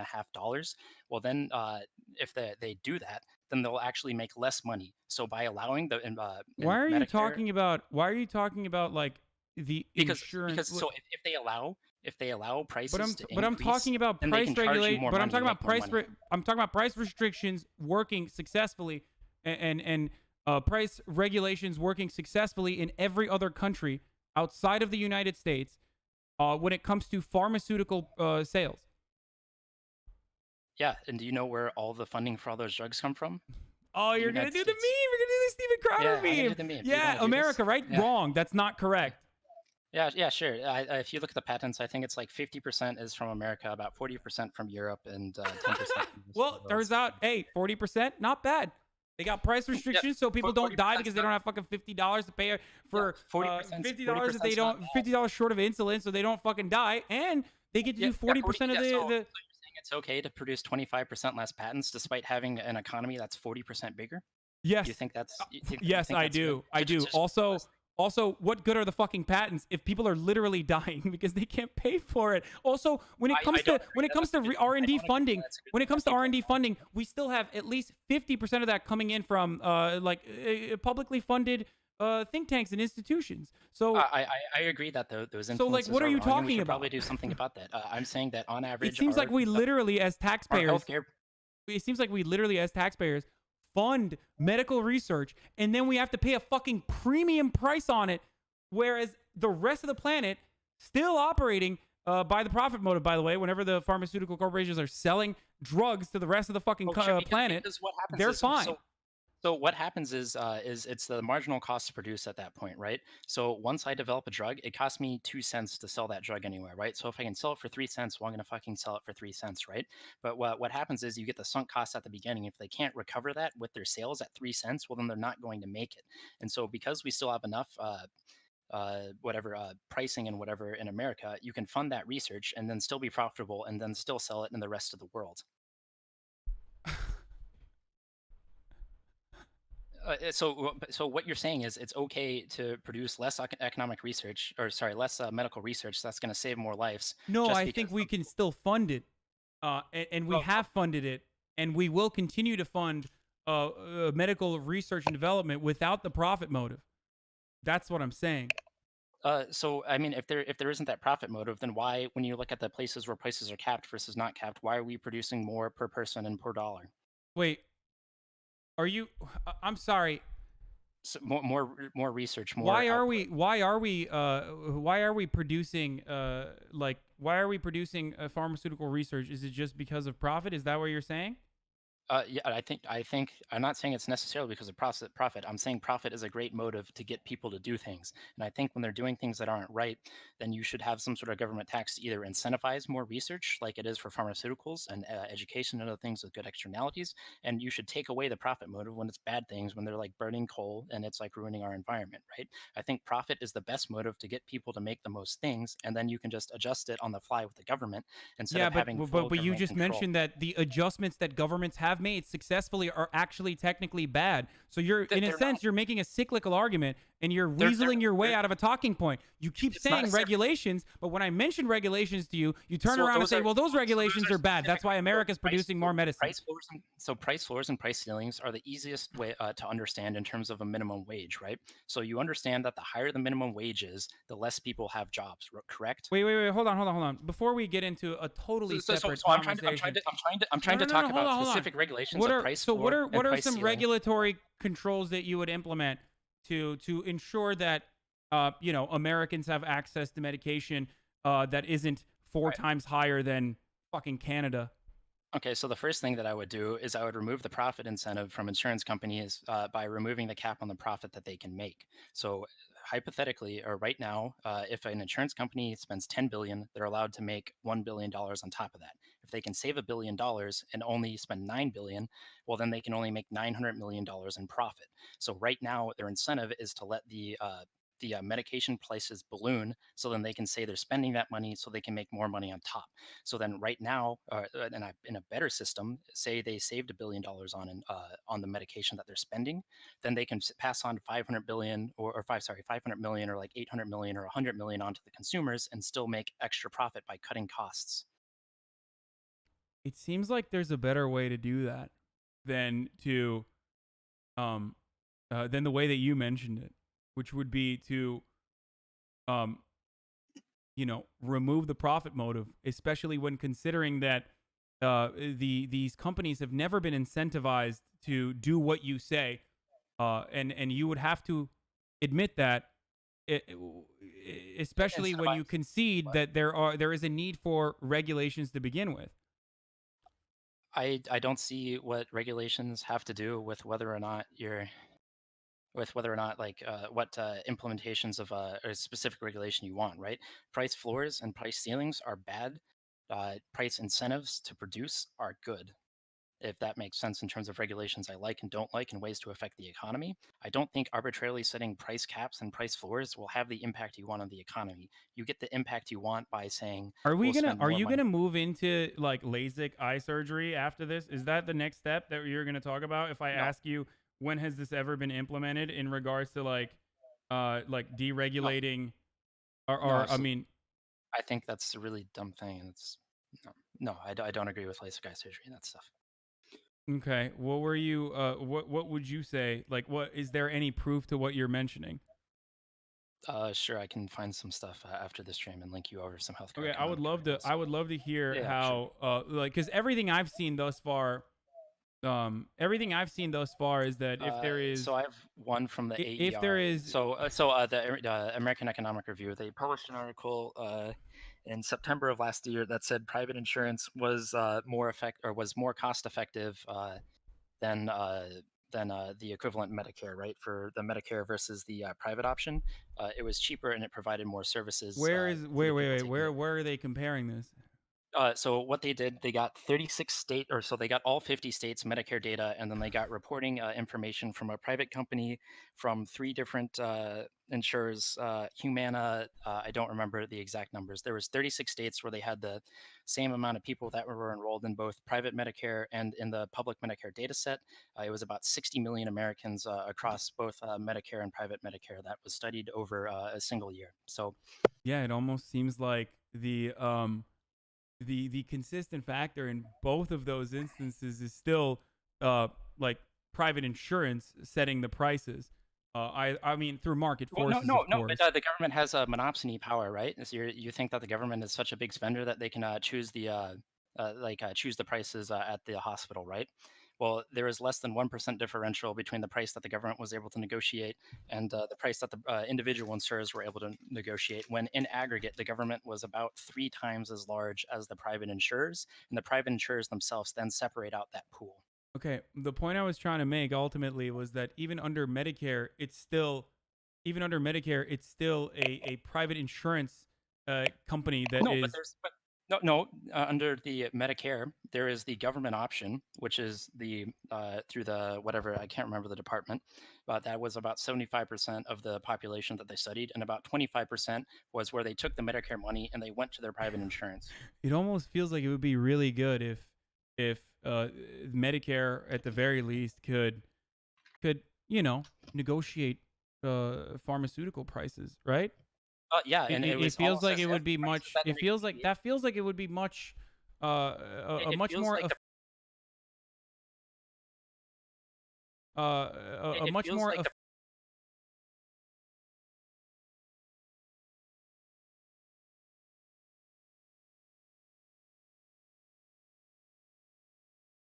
effective way. It feels like the prices they negotiated were within 1% of what the private industry was able to negotiate, even with a much smaller pool of people. Wait, hold on. Oh, fuck. Did I lose it? Oh, God damn it. I think I lost internet again. Hold on 1 second. God fucking damn it. I hate my fucking ISP so much. Holy fuck. It says that we're back, but I don't know. Fuck. Are we back? Yeah, it's still red on my OBS, but I guess we're back. People are saying that it refreshed. Okay. You said that currently the government only gets to the government has only been able to what change pharmaceutical prices by 1%. Is that what you said? No, I'm saying that the prices for overall medical service that the government was able to negotiate with essentially monopsony power is within 1% of the prices negotiated by the private insurance industry. Okay, but first of all, what is that comparison to? The VA? Like, where is the government? That's compared to the Medicare people who opted into private insurance, and that controls for the healthiness levels between them, and it controls for income. But the government currently has zero bargaining power in regards to pricing. So the 60 million people that they insure, they have no bargaining power in that market. Wait, what the fuck are you talking about in regards to bargaining power? I'm sorry to get upset, but there's no negotiation. There's no negotiation of drug prices in Medicare. You can't just fucking turn around and say, oh, well, Medicare is like utilizing the 60 million people in their market forces by bargaining for medicine prices. How the fuck are they bargaining if there's only one goddamn drug patent out there for like arthritis medication? There's no negotiation. There's no negotiative. There's no negotiation process. You're being insanely dishonest right now. How are we being insanely dishonest? Because you're substituting negotiations, which is what a government is supposed to do through price regulations or through the power of, like, again, bargaining back and forth with the pharmaceutical corporation when they're purchasing drugs for their entire coverage ahead of time. That's literally the fucking point of negotiations. You can't keep fucking changing the terminology. Negotiations are not a negotiation that I, as a rational actor in the marketplace, am engaging in with a pharmaceutical corporation that's setting the fucking prices. The pharmaceutical corporation, these insurance companies have nothing to do with what the government prices paid. The government says we're going to pay X amount for these services, and those happen. And then you look at the price that these private insurances there are laws in the books that ban the government from negotiating. The VA recently, 2 years ago, only 2 years ago, got negotiating power when purchasing, because it's like nationalization. Like the VA is an example of nationalized medicine. The only 2 years ago they got the fucking power power to actually collectively bargain for medicinal prices. It's literally illegal to negotiate. You are fucking wrong, and you're lying. You're lying, or you're getting DGG talking points, and it's starting to fucking frustrate me, okay? You can't slip out of this by saying it's just some fucking semantics. I've lost too many fucking hair follicles. let me link you the Oh, you were study. just trolling. Ha ha ha, I know. No, I'll link you the study that shows this. So I'm logging into my email right now. We're talking, and if you're talking about medical services, that's entirely different than drugs. We're talking about pharmaceutical. This is everything except for retirement care. So no old folks home. That's the only difference. Don't you think it's a little disingenuous? Don't you think it's a little disingenuous to talk about medical services when we are specifically talking about regulatory checks on drug prices? Like when we're talking about how the United States, the main reason why the United States pays fucking upwards of 10 times more than any other country on the planet, and that is precisely because it's literally illegal to do so. It's literally illegal to fucking negotiate. And you very dishonestly just said we can do that. Here is the article that is, or sorry, that's the wrong one. That is the minimum wage article.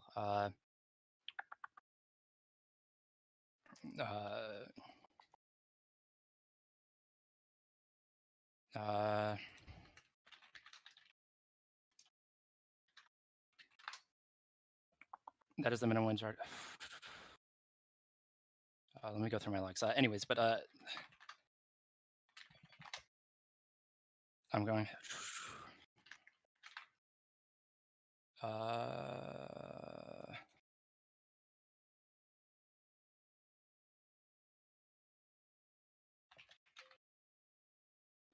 Sorry. I'm not God. Here we go. It's called Healthcare Spending and Utilization in Public and Private Medicare. It's published in the AEJ Applied Economics Journal.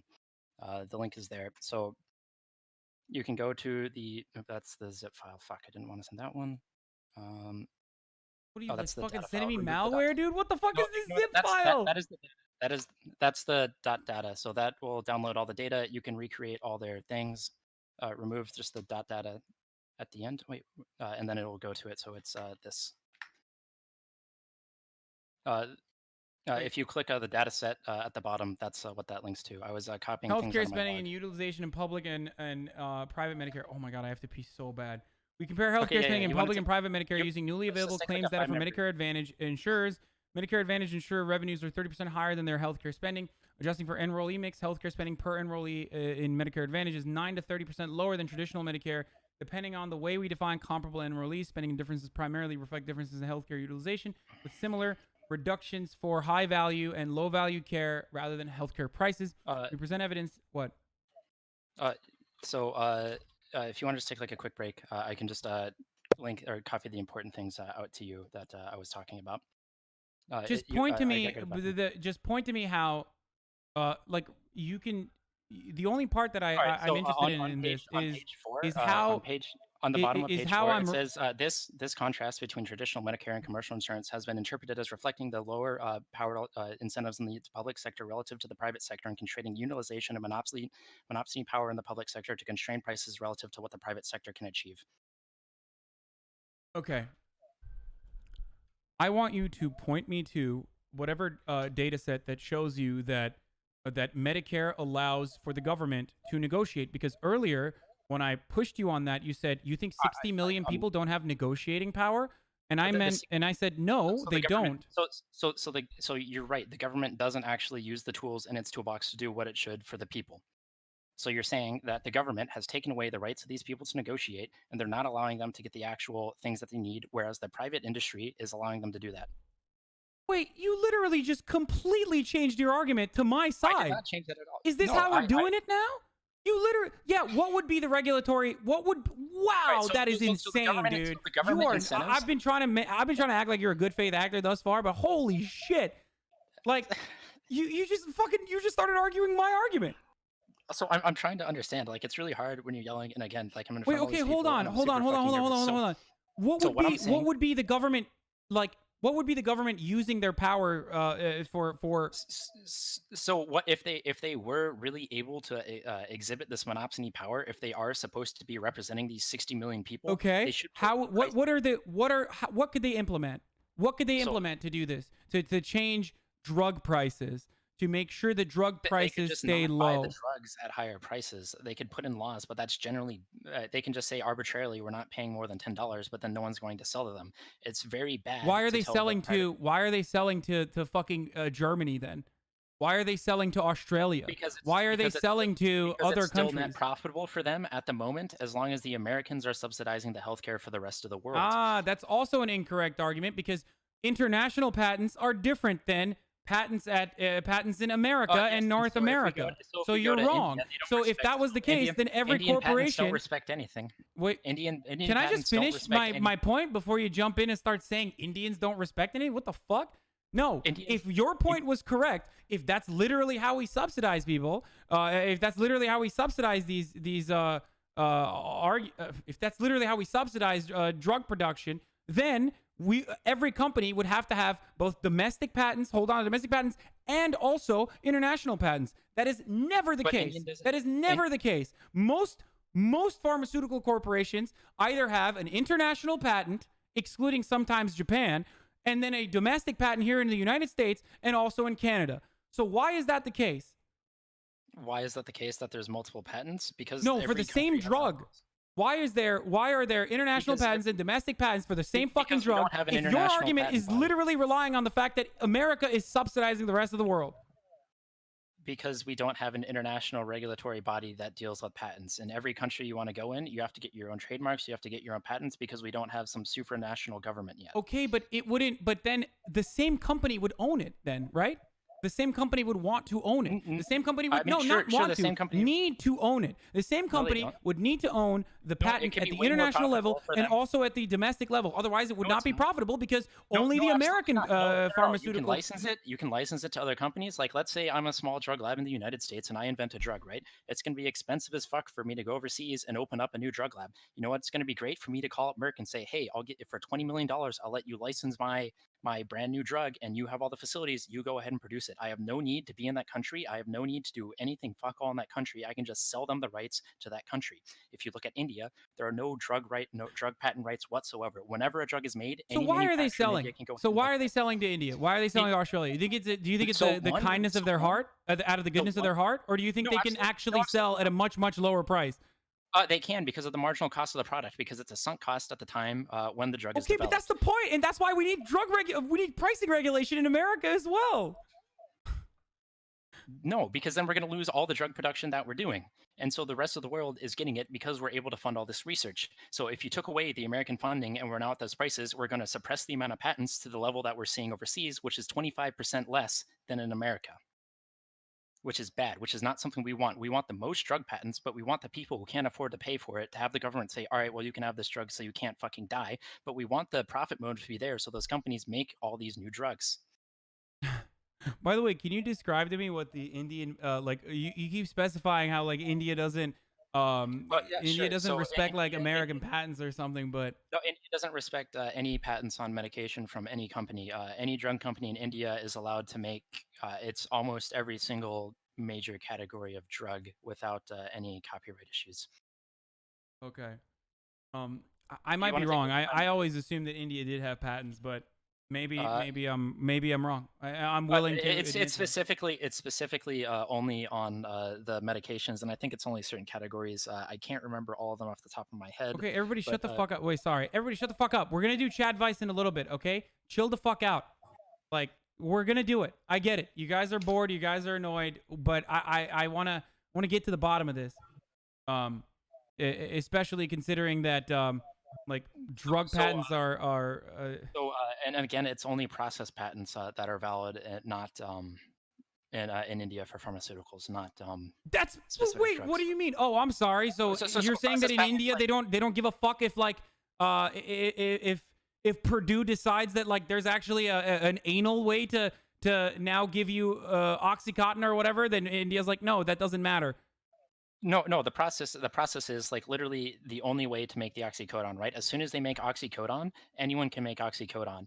The only thing you Okay, can no, patent is the specific way you that's make why I oxycodone. literally mentioned the additional. Like, what are the other kinds of patents?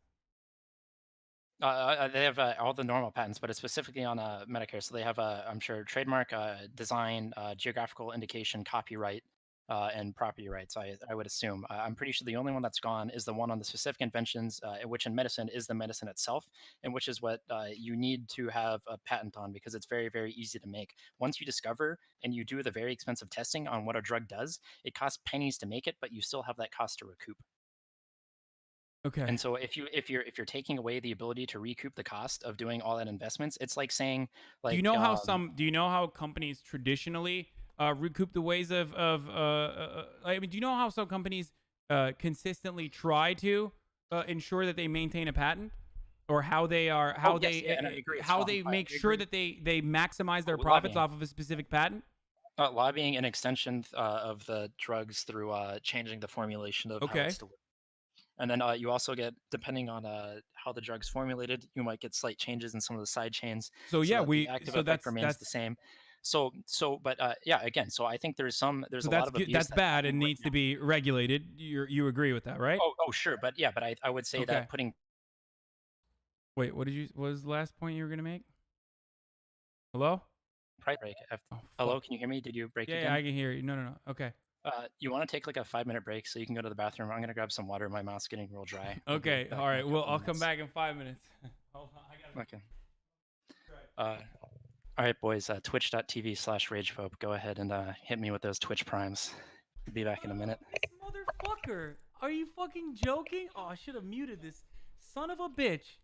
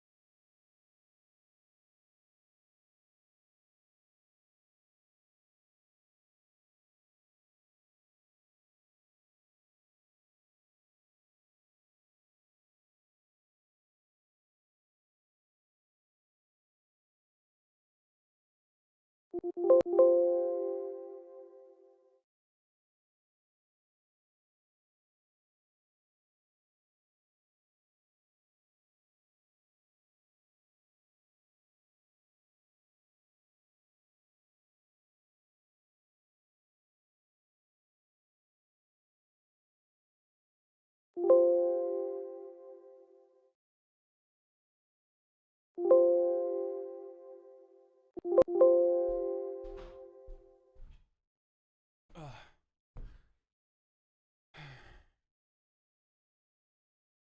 Okay, I'm back. I don't know if he is as well. I need someone to pin down specific parts that I've had disagreements with. This is something that I should be doing.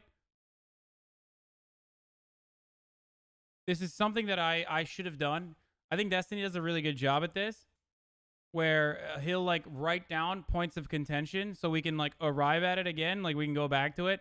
The only one that I can remember is like the difference of I guess the different definitions. Hold on, I'm gonna write this down right now. Great job on the Raj show.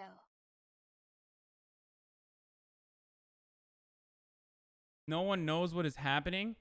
Why?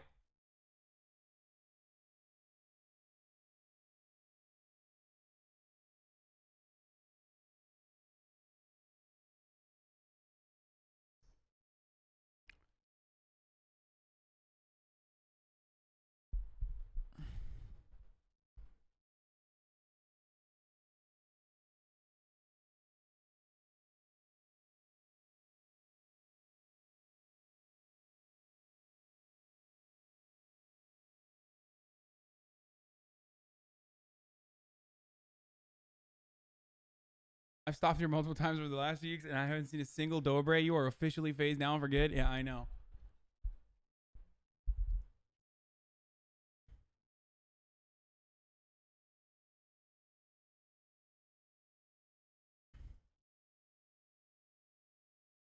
Am I crazy? Am I like losing my mind, or did he literally say the government? Like, did he originally start off by saying government regulations is bad on pricing, and then he turned around and was like, actually, it would be good if the government did something to benefit the consumer, but is not doing it. Like, and DGGers, I know you guys are in here. Just tell me if I'm wrong. Look, I'm just not my sycophants. I want to hear from you guys who are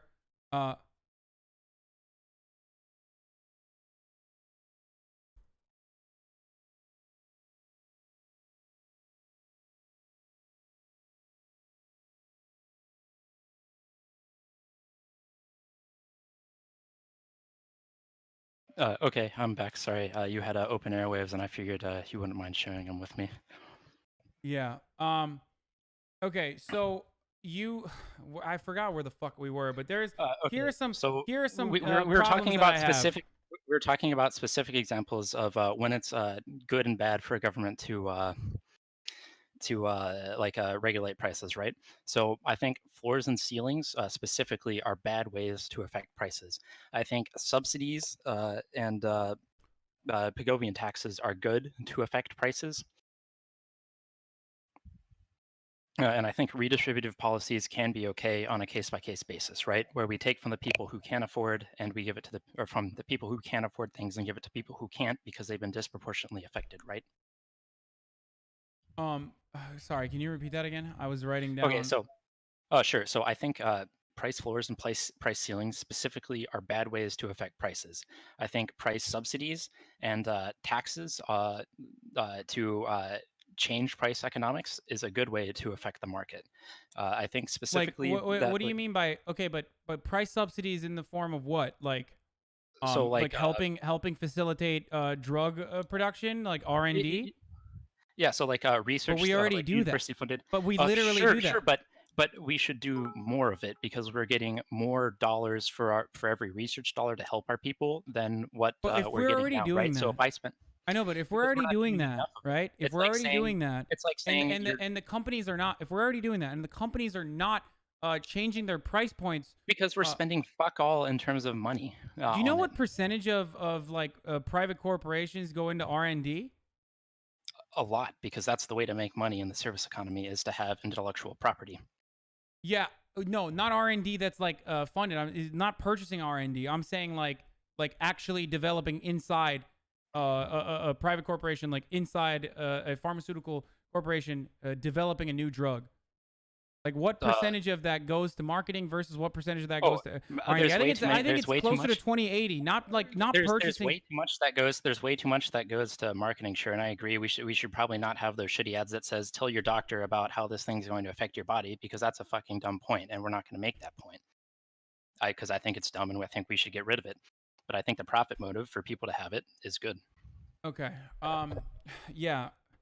But you're okay. There are a couple claims that I don't think you've proven are successful at all. Like there are a couple claims that I think you're just completely incorrect on. One of them being that price restrictions just eradicate the profit motive or the profit incentive to develop drugs. Eradicate all of it, but they eradicate some of it, which is not what you want. So I like to use minimum wage for this because it's the easiest way to demonstrate the effects of setting a price floor or a price ceiling, right?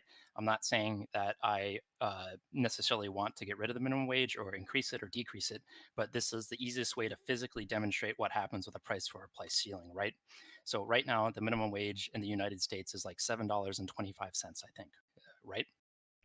Okay, I'm gonna tell you why that's a terrible example, but go on. Yeah. No. So if we increase the price floor, the price floor of that minimum wage to say $15, right? In the long run, people will lose jobs because their labor is not worth $15. Or let's go more extreme. Let's say we raise it to $100, right? There will be an increase in unemployment because of the $100 raise to minimum wage. Now, that's not saying that we can't do other things to help those people, but there just necessarily will be a loss in jobs. Okay. Do you agree with that statement? I agree that depending on what you depending on how you raise the minimum wage, there could be a decrease in jobs. Yes. Yes. So that's just what I use to say price ceiling or floors, right? Okay, but So the reason why this is like a faulty the reason why this is like a faulty analogy or like this is just descriptive. This is I know, but descriptive of a price it's floor. not even like in any way, shape, or form. You're not describing the situation in the United States in regards to. No, I'm not talking about. I know, but it's not even a comparison that you could use here because, like, when you're talking about the profit motive potentially being harmed, you're and then turning around to talk about like.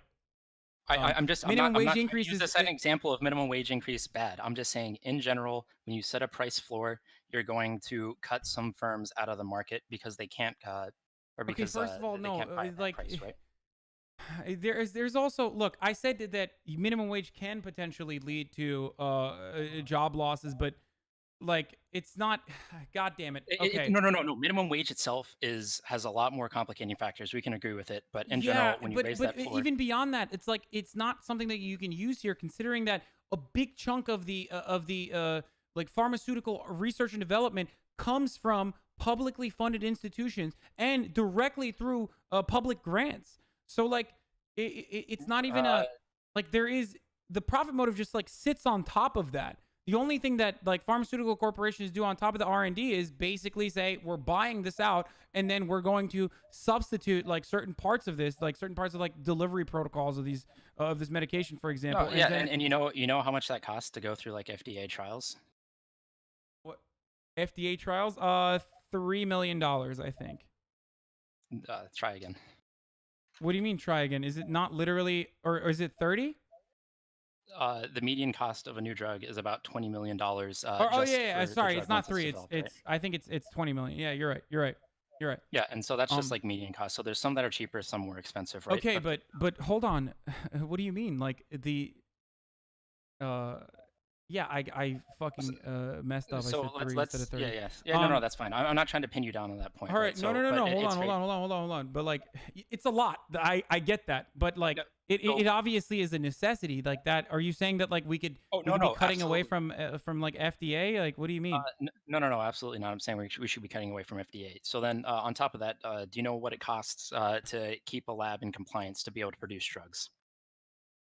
Wait, say that again. What is the compliance cost per year to keep like some lab equipment able to produce drugs?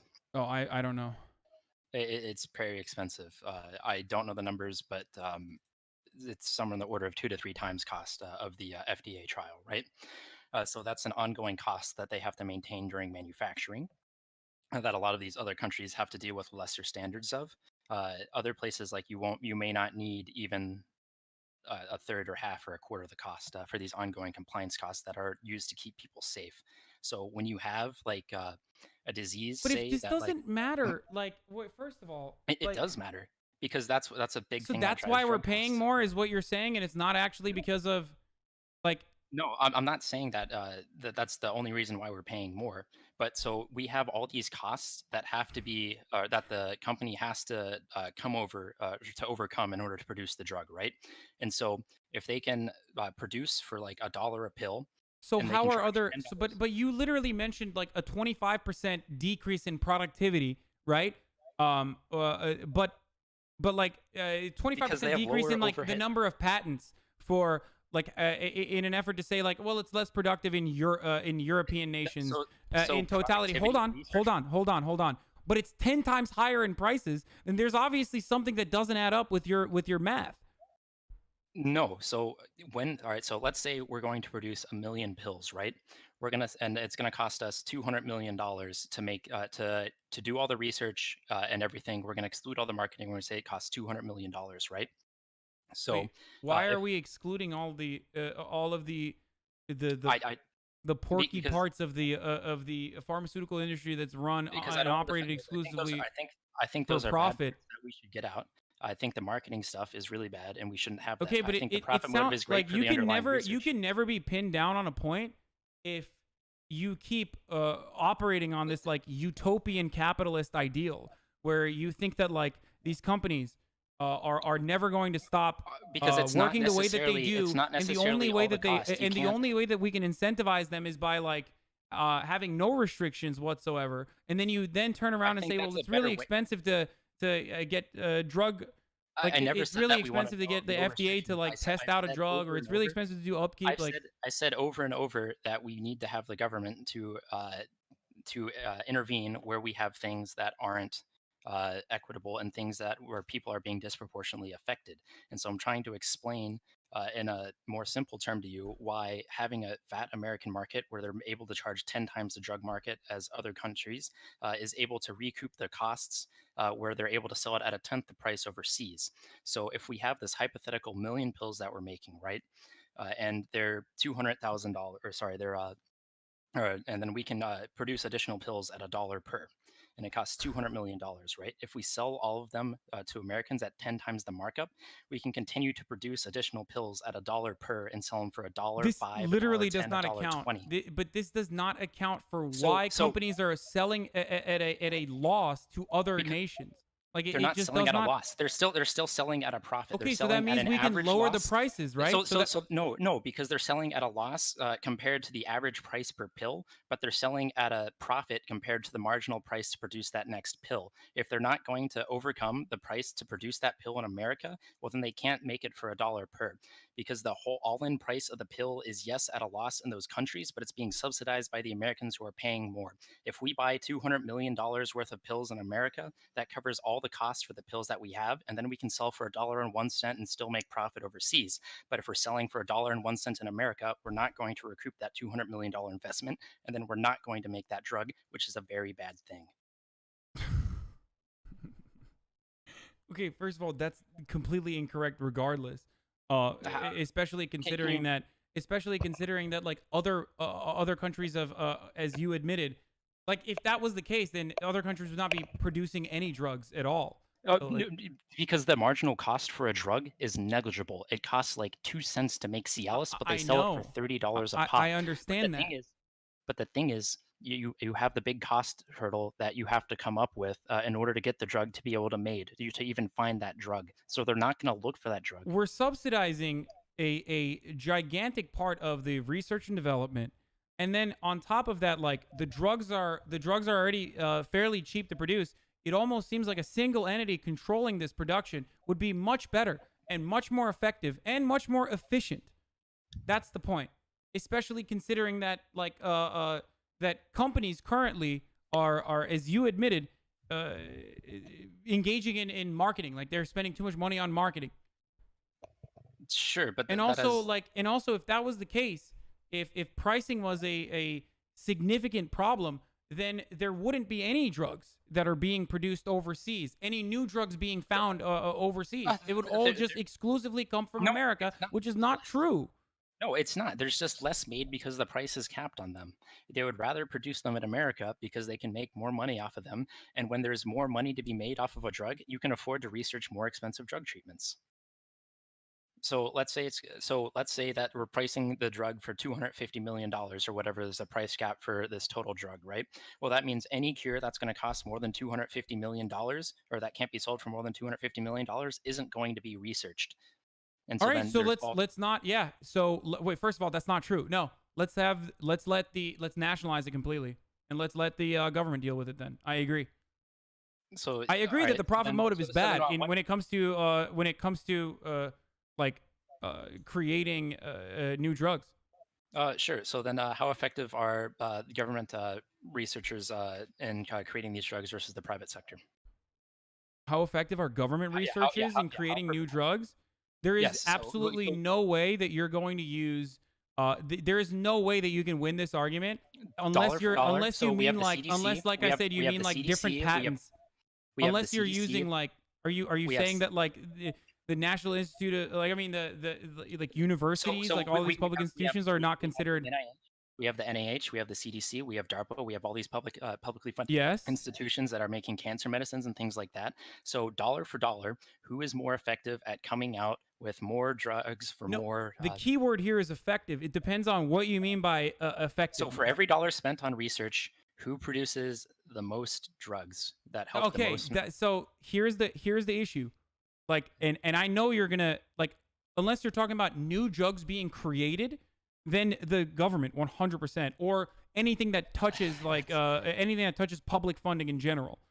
But if you're talking about like new delivery methods, or if you're talking about like new ways of implementing, just like anything that extends a patent, then potentially. I'm not talking about anything that extends a patent. There's a lot of bullshit that happens there, but for the most part, private industry is what comes up dollar for dollar, significantly more effective than any publicly funded research. It is founded on publicly funded research, which is good and better for society. And sure, we might want to tax them a little bit more so that the people who can't afford those drugs could potentially get them if they could benefit from that. But wait, dollar for dollar. Wait, dollar for dollar. What, like private? You're saying like private institutions are better at. Are better at taking just generic. Where is this coming from? Are better at taking what? They're better at turning public research and their own research in general into actionable things. Public research has done a lot of great things for the country, and a lot of private companies are founded on public research and should probably be taxed more to kind of reflect the fact of where they're actually getting their initial funding. But in terms of creating actionable things, in terms of drugs, in terms of inventions, in terms of cars, the private industry is better at doing that. Wait, hold on. We're talking about pharmaceuticals, and now you're talking about something with inelastic demand for the most part, where now you're adding other commodities.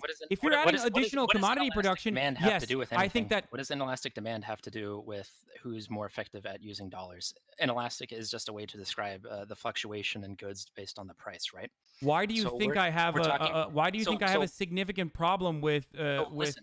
So we're not talking about final profit that people are spending. We're talking about how much spending the private company spends on research versus how much money the government spends on research to produce this product. This isn't the cost to consumer. This is the cost to produce. Dollar for dollar, the private money being spent is more effective. Because I care about people dying if they can't purchase medication. What the fuck do you mean? The only reason I don't want to implement price regulations because I think like it'll be more efficient. I want to implement price regulations because I think people will be able to purchase medication and then they won't die. That's literally the reason. And if you completely suck that reality out of this conversation, then I guess, yeah, slave labor would be more efficient in commodity production, potentially. That has nothing to do. And also, where is the data coming from? You keep, look, man, you keep adding like, you keep doing these little things where you like we're talking about pharmaceutical production and research and development, and you say what is a success metric, and you then add like you add commodities like cars and shit when we're having a conversation about if we're looking at R&D and like, right, should we not look at NASA funded research that gets implemented in GPS? Is that not something that we should look at and say yes, that's publicly funded, and yes, that's something private industry has done? Do you want to look only specifically at like medicine or research spending? I can find studies. When we're having a conversation about pharmacy, why would I don't give a fuck about TV production, like whether the government's better at making TVs. Yeah, we're talking about pharmaceuticals, like heavily subsidized by the government already to begin with. So yes. No, I don't want I don't want you to like try to find a talking point that suits your perspective. No, we're not talking about perspectives. Public research, for the most part, is about finding potential targets. It's about finding things, lines of research, which could have specific actions come, right? So once the public research finds that whatever this GCPR is a good target for whatever individualized medicine, right? You can make some special proteins to essentially attack this target on the cell and beat this cancer. Then the private industry is better dollar for dollar to design the drug that hits that target that's found by public funding. Okay, where is the data coming from for this? All right, I've got like a whole list. I'll have to grab things after the show and send them to you. I will send this to you. Okay. I'll try to find that right now. Because like virtually there is no, like I can't think of a single instance of like, I mean, I'm sure there is one, but I can't think of like any significant achievement that's been made on like in there's pharmaceutical been research and development that hasn't touched like oh actual no, I'm not that disagreeing hasn't with touched like I'm, actual like I'm not taxpayer disagreeing funding. oh no, there's definitely And there's if been you very mean little. like if you're accounting like universities as private institutions, then sure. No, those are public institutions. Anything publicly funded research versus privately Okay. funded research. So So publicly so funded I don't research would be understand like it a then. university. Like So a lot of this public research that's being done is very like baseline, right? It's like it's like coming up with the theory behind something, and then private with like physics, right? That's the best way to kind of describe it, where you get the base understanding of how this disease works or something, or right. And then the private is like engineering, where you apply those physics and say, all right, well, if this is how the disease progresses, well, then I can build this chemical molecule, which will be the drug to stop this disease. And so there's very little private development that happens that doesn't look at that public funding. You're absolutely right, and that the public funding does provide a lot to the base research, right? well, But it once wouldn't you're work looking at that, without. Well, it wouldn't work because like there is oh, so much money. It's a fucking sink. It's like it's a revenue sink basically. Like you just oh, have sure, to. but that You're provides gonna an fail example. 1,000 times until you find like the one fucking cure, and that's Yeah, sure, precisely but why these there's things a are reason why. heavily subsidized by There's a taxpayers. but yeah, but they're heavily subsidized, but you still have 5 times more spending from pharmaceuticals and research and development than you do by the public sector. Research and development purchasing patents from existing research though, so the government is offsetting the sunk cost of all of those failures. That's the point. What? I'm all right. So, what are you saying that the government or that the private people are doing that's offsetting the When sunk you're costs? talking about R&D, do you mean like in-house research and development inside Yes, of like in-house. inside of Inside of a biofarm like company, inside right? of inside of a pharmaceutical industry, or are you adding like the We're talking about adding like the actual price spending. of patents that they're spending on R&D as well? No, that those don't count towards R&D. This is actual researchers in the lab, an actual lab space, things like that. Okay. And So, my point was so all right, even then my point was when like research and development, when you work inside of when you work at a pharmaceutical corporation, research and development has to be profitable because that's the profit motive is what they're focusing on. So yes, what and they're trying to create are drugs that are going to be profitable down the line. Whereas public no, research, it's not. They're trying to create anything that'll recoup some of the cost of discovery, so they can take that knowledge and develop new things off of it. Because just because I create an unprofitable drug doesn't mean that that line of research that I had won't lead to a more profitable drug down the line, right? So okay, let's say but that okay, but like we okay. can find there are examples countless specifically there are from countless drugs. examples of like pharmaceutical corporations stopping stopping like a potential research and development project because their patents are going to run out, or their patents are they can no longer extend the patent after like the third trial. Yeah, or sure. the So third then any time. other company but who like my thinks point is so this. then any other My point is company this, who if you thinks it's wanna going to be have cost wide- effective. If you want to have research and development, especially in the pharmaceutical industry, or even like fucking So when you so were so talking. you're saying like the patents run out, and then when it no longer costs any money to do that research, that there's not other companies that come along and create generics or create other variants of those drugs? No, when generics come into play, then they no longer have an incentive to like keep doing research and development on the same drug. But that's Oh, not sure. even. On the, But hold on, you're missing the main point. The main but point is we're like talking if about you have development the of new profit, drugs here, though. if you have the We're talking profit about motive in development of new mind, drugs. if you have the profit motive in mind, your failure is still like your chances of failing are going to be significantly like not your chances of failure, but like your allotment for failure is going to be significantly smaller than publicly funded research, and that is a necessity. Is what I'm saying. That is an absolute necessity for pharmaceutical research. No. So shit. Let me try to explain this. So when you're spending money on research, right, either through a public or private enterprise, right, the state doesn't have the same incentives to spend those research dollars efficaciously and cut off unprofitable. And that's a good thing. And that's a good thing. That's my point. That's not a good thing. Why is that not a good thing? So let's say that we're going down a research line, right, to produce some cancer drug, but we find out it's not going to work. Well, our lab's going to lose funding, and we're all going to lose our jobs. So what we would do is to continue to fund that to keep everyone having their jobs at the research institution and saying, no, this isn't going to work. That's not true. You're lying. You're just absolutely lying right now. You're lying. That How is that a so, lie? that is insanely false. That's the incentives. Those are the That is the incentives most that work. idiotic thing I've ever heard, dude. If that was the case, then like there should be no thought you fucking talked to the institutions apprentice. for scientific achievement I thought because you talked they to the failed. apprentice. They didn't make profit, so sorry. You're lying. That's just not how anything works. This is like you are a very intelligent person, but I mean, I'm you're very sorry to literally hear making like Alex Jones level arguments right now, or Steven Crowder level arguments. These are the incentives What the that fuck? are aligned, Like right? NASA wouldn't exist. What are you Anyone want talking to about? play on? Haha, Like JK. nothing, no publicly funded research would exist if they were also operating in a similar fashion to how private corporations operate. But they're not. But they're only doing that for fundamental level research. Once you're getting it into applied research, government research spending is garbage. Garbage in the sense of efficiency, right? That's what you're saying, because they are not $1 operating on the same metrics. So for every amount of resource spent, you're going to get less out of it, which is a bad thing. I think you want more resources to come out, and then when the resources come out, you can redistribute those to people who are more disproportionately affected by it and who can't afford that medication, because we want those new things to come out. It's good that they make these drugs, but it's bad that they charge people too much for them. Okay. You didn't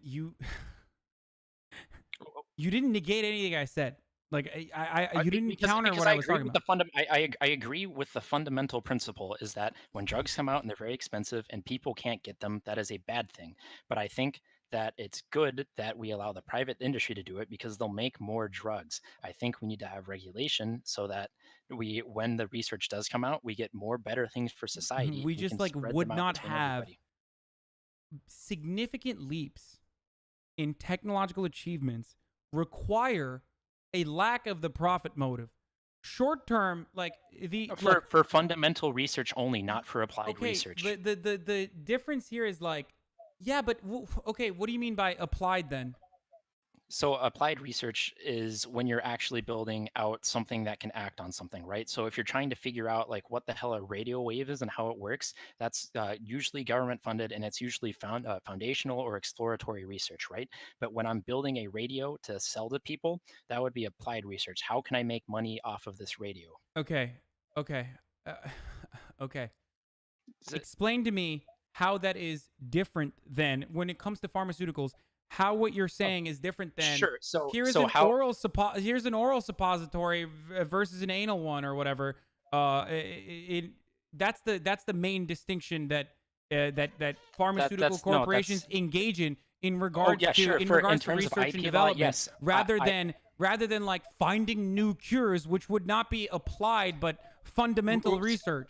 So it's not suppository. Those things that they're doing, I don't agree with as appropriate R&D expenditures. The applied research that I'm talking to about. So let's go through the development of a cancer drug, right? So let's say we want to deal with like colon cancer or something, right? So what happens is you have publicly funded exploratory research of how does colon cancer actually work? What things in the cells, what checkpoints are being disrupted? And then you have that research that comes out that says, this specific gate in cell production is wide open, right? So that's your foundational level research. Then you have your applied research where every single private company goes, oh, I know this GCPR in particular will unfuck this protein gate, right? Or this gate in the mitosis cycle or whatever, right? And so then they go and they design 100 million molecules to try to hit that specific target. And then once one of those hits, they have their cancer drug because it stops the colon cancer. So when you're in the exploratory phase, you're right. That doesn't happen in the public sector or in the private sector because there's not a profit motive, and we should probably fund that more. But when you're talking about the actual specific application of how do we develop a drug to hit this thing, you're dollar for dollar more efficient in terms of time and resources, which are what dollars measure, in the private industry building those drugs out so someone can be saved from colon cancer. Okay. I would love to see your data on this. Okay. That's because like we're never we're like I don't believe you. I don't know how else okay. That's fine. That's fine. I can find those data sources for you. If we're gonna disagree on that, I can find those for you. I can send those to you. Okay. Okay. You already conceded that like we would not have the fundamental research without clinical trials without like the government funding this. Sure, and I'm not for rampant capitalism where you can just do whatever you want and austerity. I think you do need a layer of government regulation on top of it. I know, but the goalpost is changing. The goalpost has never changed. Okay, the goalpost has never changed. The goalpost has always been... No, because you're talking about efficiency, and I mentioned this earlier on before you even went on this rant about how like earlier on before you went on this data point about how private corporations are more efficient at applied sciences, and then you ventured off into like different commodities rather than pharmaceuticals. I mentioned that because there's a lot more government is handling the fundamentals, which requires a fuckload more, which requires a tremendous amount more capital in investment and failure. No, it doesn't. It just if you're spending 5 times as much money on research, applied sciences are easier. You're saying that applied sciences are much more difficult to come up with than the fundamentals. Profitable. Because yes, but it's a lot. It's not how? profitable to come up with the fundamentals. The incentives aren't there. Because who cares that we have gravity? No, you just said yes. You need to describe what you mean by that. Okay, so we spend about, I don't know what the number is off the top of my head, but something like 5 or 6 or 7 times the amount on applied research than fundamental level research. For the private sector, there's very strong factors, or I'm fucking up the words, but there's very strong reasons or very incentives. There we go. Very strong incentives for the private sector to do applied research. There's not very much for them to do exploratory research, despite it being great for society. Well, the reason why is because the government is handling it. Why the fuck would they? Why would they sink a shitload of money into fundamental research when the government has to do it? Because the government cares about its citizens, whether you like it or not. They have to do things that are good for citizens, not because of profit. Whereas if a corporation is operating simply on the profit motive, it seems like they don't do the fundamental research. So like that's the thing though. Like the government, we should have the government intervening in things, but we don't want it doing things that it's not good at. So fundamental research is good. Private industries have no reason. But then to your definition of good relies on the fact that the government is literally fucking offsetting. The government is literally offsetting the cost for private industries to just come in and capitalize on fundamental research that already took a tremendous amount of capital. If only the government had some way of extracting some of its costs back through some way of like receiving money through its citizens that it gives positive externalities to, or from industries profiting off of it, right? No, I agree. I think taxing is good. Like taxation is. I think taxation is a good way to recoup some of the government's costs from that, right? That's the wait. What are you? Wait. So when this what do you mean? Like, what do you think I'm some fucking libertarian or some shit? I don't understand. I don't know. It sounds like it, because what you're saying right now is they're funding this research for just out of the goodness of their hearts. But when these companies go make a shit ton of money, you can tax it, right? And then you think the government is operating? Wait. You think the government is operating on the profit motive as well? Because they're like, no, they have an incentive that like they want to get more taxes. Like it's a fucking shop. In a ton of corrupt countries, that's the way it operates. But that's not what we're talking about. We're talking about America. We are talking about America. Why do you keep changing the fucking argument? I'm sick and tired of this fucking conversation. I can't do this anymore if you keep running around every time you're backed into a corner. What the fuck?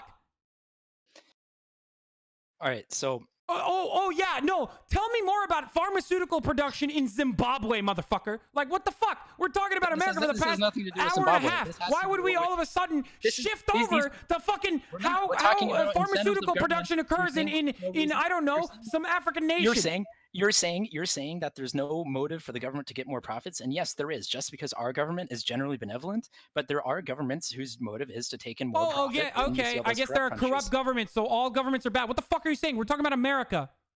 Yeah, I'm not talking about all governments are bad. Okay, then why did you bring it up? Why did you bring up that is it? Because you said specifically that there's no. You said there's specifically no motive for the government to make more profit. We're talking about America. In America, that is not how it works. In America, the sole point of the fucking government in America, especially as it pertains the president of the United States, who's not violating the pharmaceutical clause. Hold on, let me finish. So you agree? Let me finish. You agree that the president isn't using his position to funnel money to his businesses. You agree with that statement? There's no profit incentive for him to funnel money to his businesses. I'm going to die. I'm gonna fucking die. I'm gonna say some fucked up shit. Okay, stop. Just stop and let me describe what I'm saying. Okay. In America, where we were talking about, and in developed nations in general, the government doesn't work as a way to just like take your taxes and then operate on the profit motive and like give you nice things because you'll get more taxes in return. This is not like this is an insane conversation that we're having if that's like your point of view. Especially as it pertains to research and development. Like like all of our publicly funded research is not like scientists inside of fucking labs doing clinical trials on Alzheimer's medication are not doing it because they're like, well, the government's going to get more taxes in return down the line. No, if sure, we do but then, a good job. great. So why the fuck would you say that? I never said that they were doing it because of that. I'm saying that the incentives are different between the government and the private industry, right? So here's the thing. So then if you're saying that, right, so if the government is just as efficient as private industries, right, how do you determine how much that Alzheimer's medication is worth versus developing a new insulin drug versus developing some boner pills, right? How do you determine those in your system?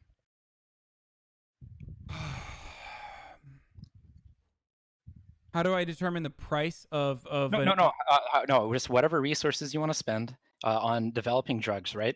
So if you have the full government control, right, how do you determine what drugs you're going to try to make for your people? And then how much resources are you going to expend on them, right? How does it work currently?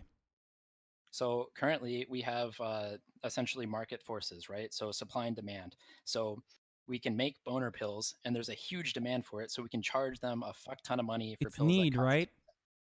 But no one needs to get a boner. You don't need to have sex. You're not going to die but you're substituting like Viagra for medication that's a necessity for survival. Okay, sure. So all right, so cool. Let's look at two drugs, right? So let's say that we have a cancer drug, right, for 1 million people per year, like some lung cancer, right? And then we have another one that is going to be a rare leukemia that 100 kids per year are going to get. Which one are we going to do? Wait, say that again. Sorry. So we have a drug that is going to that's going to affect 1 million people with like lung cancer, right? And we can treat that.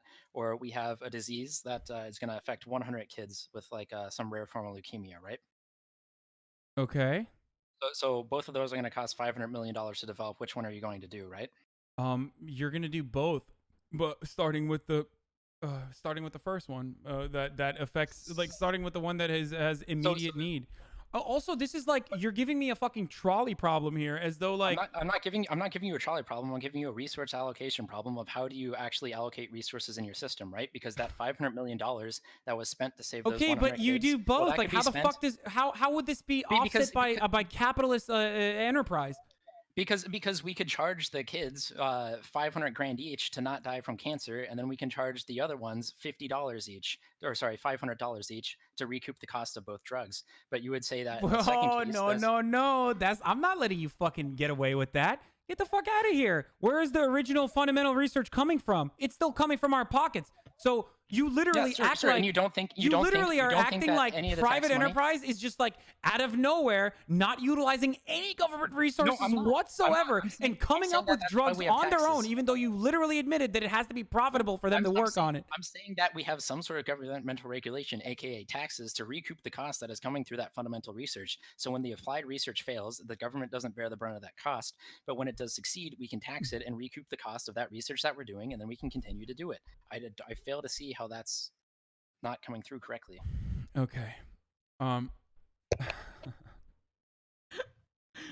why did you say it costs $5 to make one medication and $500,000 for the other?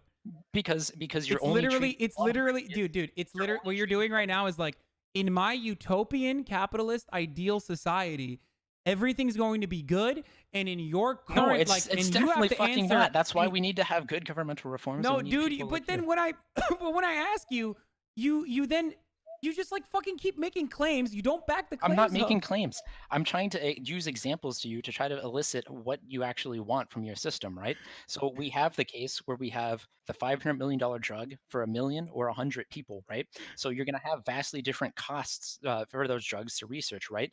But that $500 million you could also allocate to, I don't know, some poor people, put them in housing. You could give them food. It's how do you allocate how do you I'm a allocate your capitalist and resources I'm if you amazed don't you can have keep up price with to these drive mental what the gymnastics, research or Hasan. what the stuff is worth? Okay. I told you. Currently, there is a demand. We know what the demand is, right? So we We know adjust what the our demand is supply in nowadays. accordance to the demand. I'm not saying that like the government just like pulls it out of their fucking ass where they're like, you know what?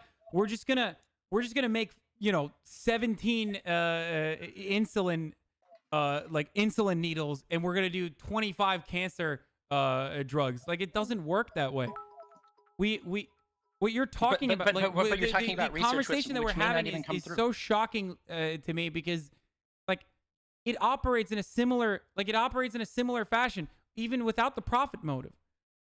How? Because now you're still having to raise this money somehow, and you're trying to determine, should you be doing this cancer drug? Should you be doing housing? There's all these other things Are that are you very saying that difficult for you like to account for. pharmaceutical production would not exist if the government allocated like what do you No, think I happens think okay, you're gonna hold on, let me ask you. the What allocation do of you think resources would happens be in different what and do you less think effective. happens in the UK? Okay? This is a perfectly acceptable analogy, unlike the ones that you've thrown my way thus far. What do you think happens in the UK, for example? You think like people are just fucking dying because they have like diseases that are too unique? They're just like, sorry, we can't deal with this because we've just allocated too many doctors to dealing with fucking people that break their asses or whatever. It's the same thing that happens in all the other countries when you have diseases that don't have drugs developed for them. They die just the same as they do here in the United States, and the same way that they do in Zimbabwe when they don't have the drugs to treat their disease. I know, but we're talking about allocation, right? Like you're saying that there is a significant problem in sure. So what's UK?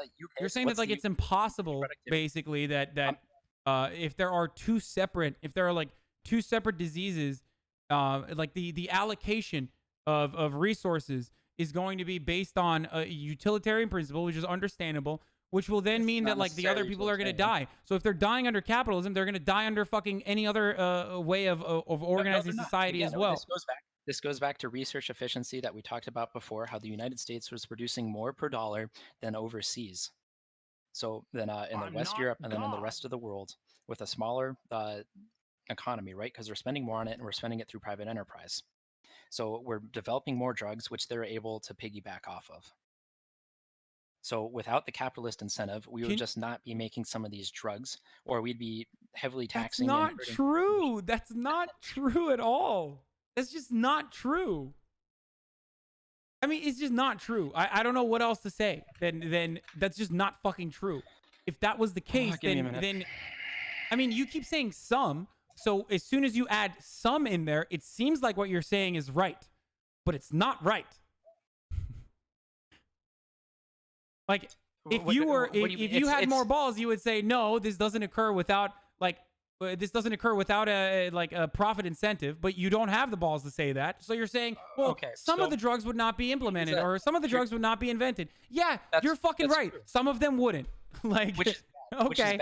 I would rather more drugs be invented, and then we have some sort of system to distribute those drugs so people can get it. I would rather have drugs be created, and then on top of that, everyone have access to them, rather than all of the coolest drugs being created and only having some people have access to it because of a lack of pricing controls or pricing restrictions that exist in every other fucking country. And obviously, considering that these pharmaceutical corporations are not magnanimously operating at a fucking loss of profit when they sell to all of these other countries, then especially when considering that a lot of them substitute different patents for different countries. They're making money at a profit compared to their marginal cost, but they're making a loss compared to their average total cost. You have to include the fixed cost of research and the cost of the pills that they sell. But you're also piggybacking the fixed cost of again. You're doing it again. The fixed cost of research that you're piggybacking off of is the tremendous amount of cost of research development that the public sector. It's not sector. that tremendous. It's 15 to 20% of the research expenditure. One and two, you can still add taxes on it, so you can recoup that cost instead of doing what the government should do, which is provide that money free of charge because people are getting better off from it. If you really want to make sure the government has that profit incentive, well, they can tax the shit out of these companies that are using their fundamental research. That has nothing to do with the incentives of the research company to do research. Okay. All right. I don't know. I mean, I genuinely don't know where we can go from here. Like. Okay. Well, thanks for having me Like on. it's Appreciate just. it. Don't. I don't know why. Like.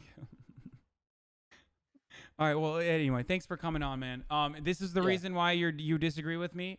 And you're gonna send me the additional information, right? Yeah. That So you wanted the mentioned. information. So you wanted the information on the research efficiency of public versus private in the United States, and then For USA pharmaceutical, versus Western. for pharmaceutical, Pharmaceutical drug manufacturing. Pharmaceuticals. So, all right, I'll do the best I can to get that for you, and then I will also get the one for the U.S. versus the rest of the world, and then yeah, if you ever want to call, I guess you know how to get me. Okay. And finally, just give me one additional point, which is that. Oh, sure, yeah. I think it's which really is that like when you are, because originally you came in to be like, we have fundamental disagreements. Yeah, so and my like, second one is just like generally when anyone's like for their right to you, or like even just like Trump supporters, you like smear them as a racist or like lump them all in with like the really bad people, right? They're not necessarily all the same. It's like me lumping you in with the tankies or like Destiny's people in with you. I think that's a bad take. I think that alienates people. oh, I'm glad that you have a difference in opinion with Destiny on something then. Where do you think Destiny gets all his opinions? Yeah. I don't know. All right. Especially when it comes to crypto tankies and whatnot. I don't know where he gets them. Okay. All right. Well, yeah. Send me the information. I'll take a look at it. Yeah, we'll do. If you guys want to just watch me dick around on stream, on twitch.tv/ragepope. Wait, what? Right. Say it again. Just say it appropriately. Twitch.tv/ragepope if you want to see me like mess around on other video games. Okay. So. No. You just like spell it out, dude. I'm trying to get you. RAGEPOPE, Ragepope. Okay. Thank you. Thanks, Hasan. If you ever want to talk again, my DMs are open. All right, we'll do that. Okay.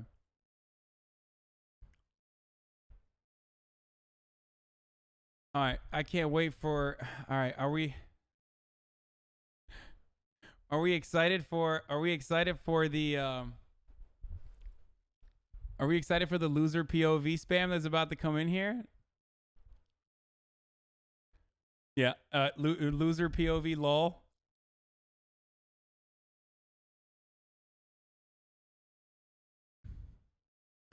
Okay, we'll do Chad Vice.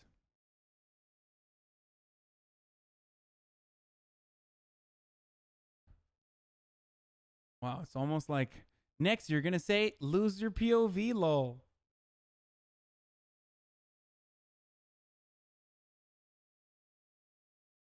Why did it sound like that debate happened when his framing from the literal first 10 seconds was completely incorrect?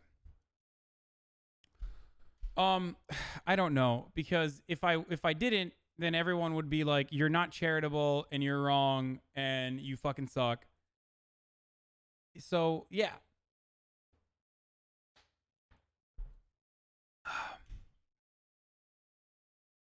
Anyway. We don't have people lined up yet. If you can please bring on guests and talk to them first. Okay, since there's no one lined up for Chad Vice, I can still keep bringing in other DGGers if we have, but don't use the no balls argument.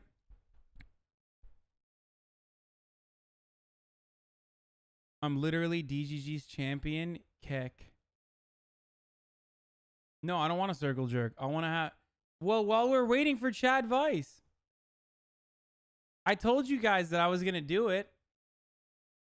Wasn't it supposed to be a discussion, not a debate? No, I think it was going to always be a debate. How do I get girls to like me when drug companies are more efficient than public institutions dollar for dollar? Oh, there's people waiting? Okay, Jeffy has another DGGer. I haven't cooked or eaten yet today. I'm really fucking getting hungry, but...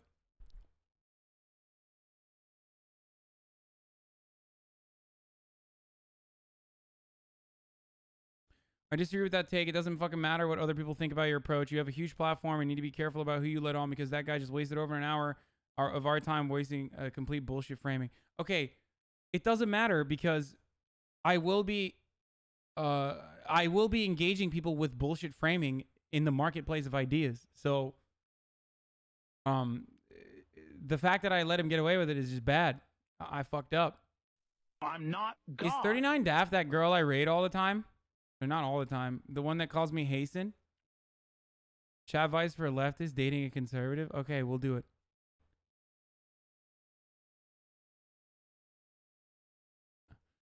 What the fuck? He did well and know what he was talking about. Yeah, I can't explain how the framing was bad though. What do you mean? Okay, number one, the incorrect definition of like economic and political socialism, just completely ridiculous. And it's on you to prove him wrong. This is so dumb. No, I understand that 100%.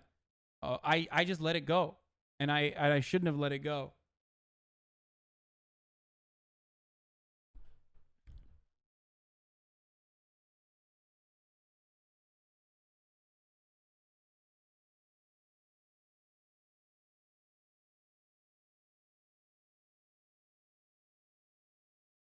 You're waiting in the VIP room. Okay. Telling someone they are wrong doesn't make them wrong. Telling someone, okay. Yeah, like literally, the earth is flat. Oh, if you say you're wrong, then sorry, you have to now talk about why it's the globe. It's like that. And it's not like a working definition of economic. And 39 Dav down for Chad Vice collab dog. Yeah, I'm down. Why can't the government make a loss on medicine? It's about saving lives, right? Yeah, it is. We already mentioned that. We couldn't even get to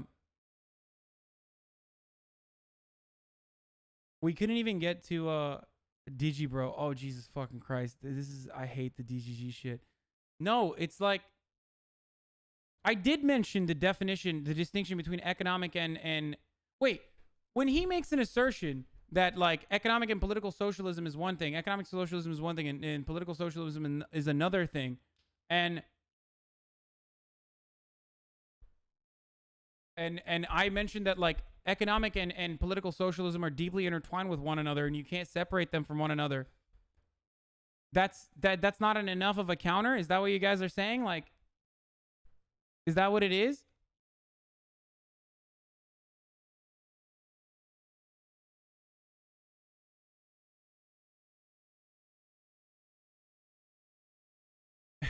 And it's like, and then what?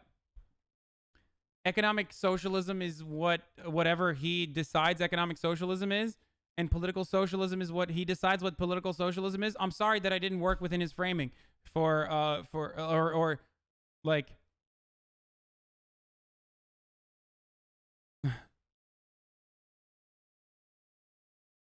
Okay, take notes for every point they make. Stick to point and already heavily disallow jumping from point to point. I know. It's really fucking bad. I really do need to do that. That's not enough of a counter. What would be a good enough of a counter? If I described, I don't know, let's say the material conditions of commodity production and how how that leads to negative consequences in the way that it distributes resources and wealth and also power, because I literally did say that.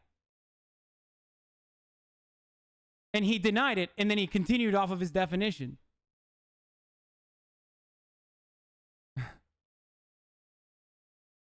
So I did say that.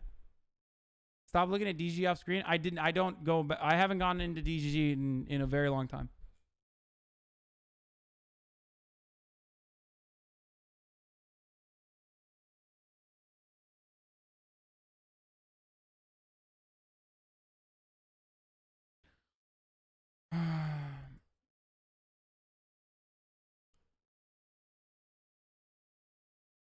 Dodging is an effective debate tactic. DGG is right here, baby. All right, where's the DGG in my VIP? Is that who it is? Optimus Primate. Okay, let's do it. Hasan Debate Corner. All right, what's up? Hey, buddy. How's it going? It's going all right. What's going on, man? Are you gonna what's your order of business? Okay, so first and foremost, I've watched Destiny for quite a bit, so I apologize in advance if I say any of his mannerisms. It's okay, it's really fine. I understand. Everyone's been doing it. Okay. Second of all, I think I'll just speak for the general opinion of chat. These aren't like my personal opinions, so if you feel like I'm personally attacking you, please tell me to stop right away. And blah blah blah blah. Go ahead. So I was just gonna talk about like the drama aspect, I guess, and why Destiny, had this whole thing with you. I think the biggest problem was that I don't know if you consider yourself stubborn, but Destiny's basically said that you're an ideologue, right? And you disagreed with him. It depends on what he means by ideologue. I think Destiny is just as much of an ideologue as myself. And in that, and what I mean by that is like again, it just completely depends on what you mean when you say ideologue, because I believe that everyone is a bit of an ideologue. I would go so far as to say that I'm less of an ideologue than most people in the and what I mean by that is like I don't have a preset ideology that I completely subscribe to, and I don't base my assumptions off of like I don't base my assumptions or base my opinions on whether something is good or bad off of that ideology. Like I don't believe in dogmatic thought. Wait, can I cut in for a quick second? Yeah, go ahead. Okay, I'm a STEM lord. I know philosophy at all, so I'm not gonna get you on any of that. I also want to state that I am in fact not an Ian Miles Chong fan. I'm currently blocked by him. That was a blatant lie I don't know why spread. they said that, but go ahead. It's a blatant lie spread by propagandists on DGG that hate me. It is not true. And basically what I want to talk about is when he said you're an ideologue, it means would you do anything and everything to push your beliefs, let's say for the politics and for who you think should become president? It's basically, would you do anything and everything to get that passed? Not anything and everything. Like I wouldn't hurt people. I wouldn't lie. But would you, let's say, make not totally accurate, assumptions or statements about other people running against, let's say, Bernie Sanders, to, let's say, make Bernie look better and support him and all that? No, the reason why I like Bernie Sanders. So you're retroactively assigning, or whoever is making this assertion is retroactively assigning like guilt because of maybe preconceived biases, but retroactively assigning guilt to the things I'm doing. I'm not. The reason why I like Bernie Sanders is because of all of the things that I know about the other candidates, or things I know about the current system, and things I know about the way that the Democratic Party has been run, and the way that like our current government operates. And that's why I like Bernie Sanders. And then I look at all the other candidates, including Elizabeth Warren, who, in my opinion, is not as good as Bernie Sanders, but is still pretty decent on a lot of issues, and judge them appropriately, like according to all of the other things that I just mentioned. Okay, so, but basically, you agree that Bernie's the best person, president to run, right? So the whole question is, would you do something, let's say, not morally righteous or morally okay to get him passed? So the main contention was, would you spread something that's not 100% true, or would you attack other candidates in a bad way? No, I wouldn't. And if I have, like, for example, if there is like the Kamala Harris conversation is a good point for this. Like, if there is an issue with like something I framed, or the way I framed something, or the way I worded something, I conceded relatively early on that was incorrect in that conversation. If you go back to that debate, you'll see like, okay, I misworded it, I misspoke. Like, that's not the best way to describe the situation. True. But then after Destiny said there is a gigantic difference between the two, I then followed up by saying, no, there isn't. These are both incredibly bad situations. Okay. So I think the big issue is that, people conflict on what actually happened in that debate or whatever. But I think what happened is what you said something and what you meant might have been a bit of a confusion, because I think what Destiny heard from you and what some of us have heard from you was a bit different than what you actually believe and, you hold true to your heart, right? What do you mean by that? So do you think that, like, for example, I believe that like women who are on the verge of getting raped should not call the police officers? No, I think most people can assume you didn't you don't actually believe that, knowing the kind of person you are. But in that debate, you did get pretty close to saying that, and it made a lot of people believe that. Do you understand that that like calling the cops on especially people of color is a serious issue, and that answering that question in black and white terms, especially when the factor of whether or not like this person is actually going to get raped or whatever is like literally according to, it's completely subjective. You know what I mean? And in that circumstance, don't you think that I should also at least address that the real world is not as black and white as the way that like that hypothetical was trying to present it? And that's precisely why I said, yes, I think it's of course acceptable to call the police officers if you're in immediate danger, if you feel like you're in immediate danger, but like it just completely is circumstantial and depends on like what the situation is. And that saying that like, oh, a person is walking home alone and feels like they're threatened is not enough for me to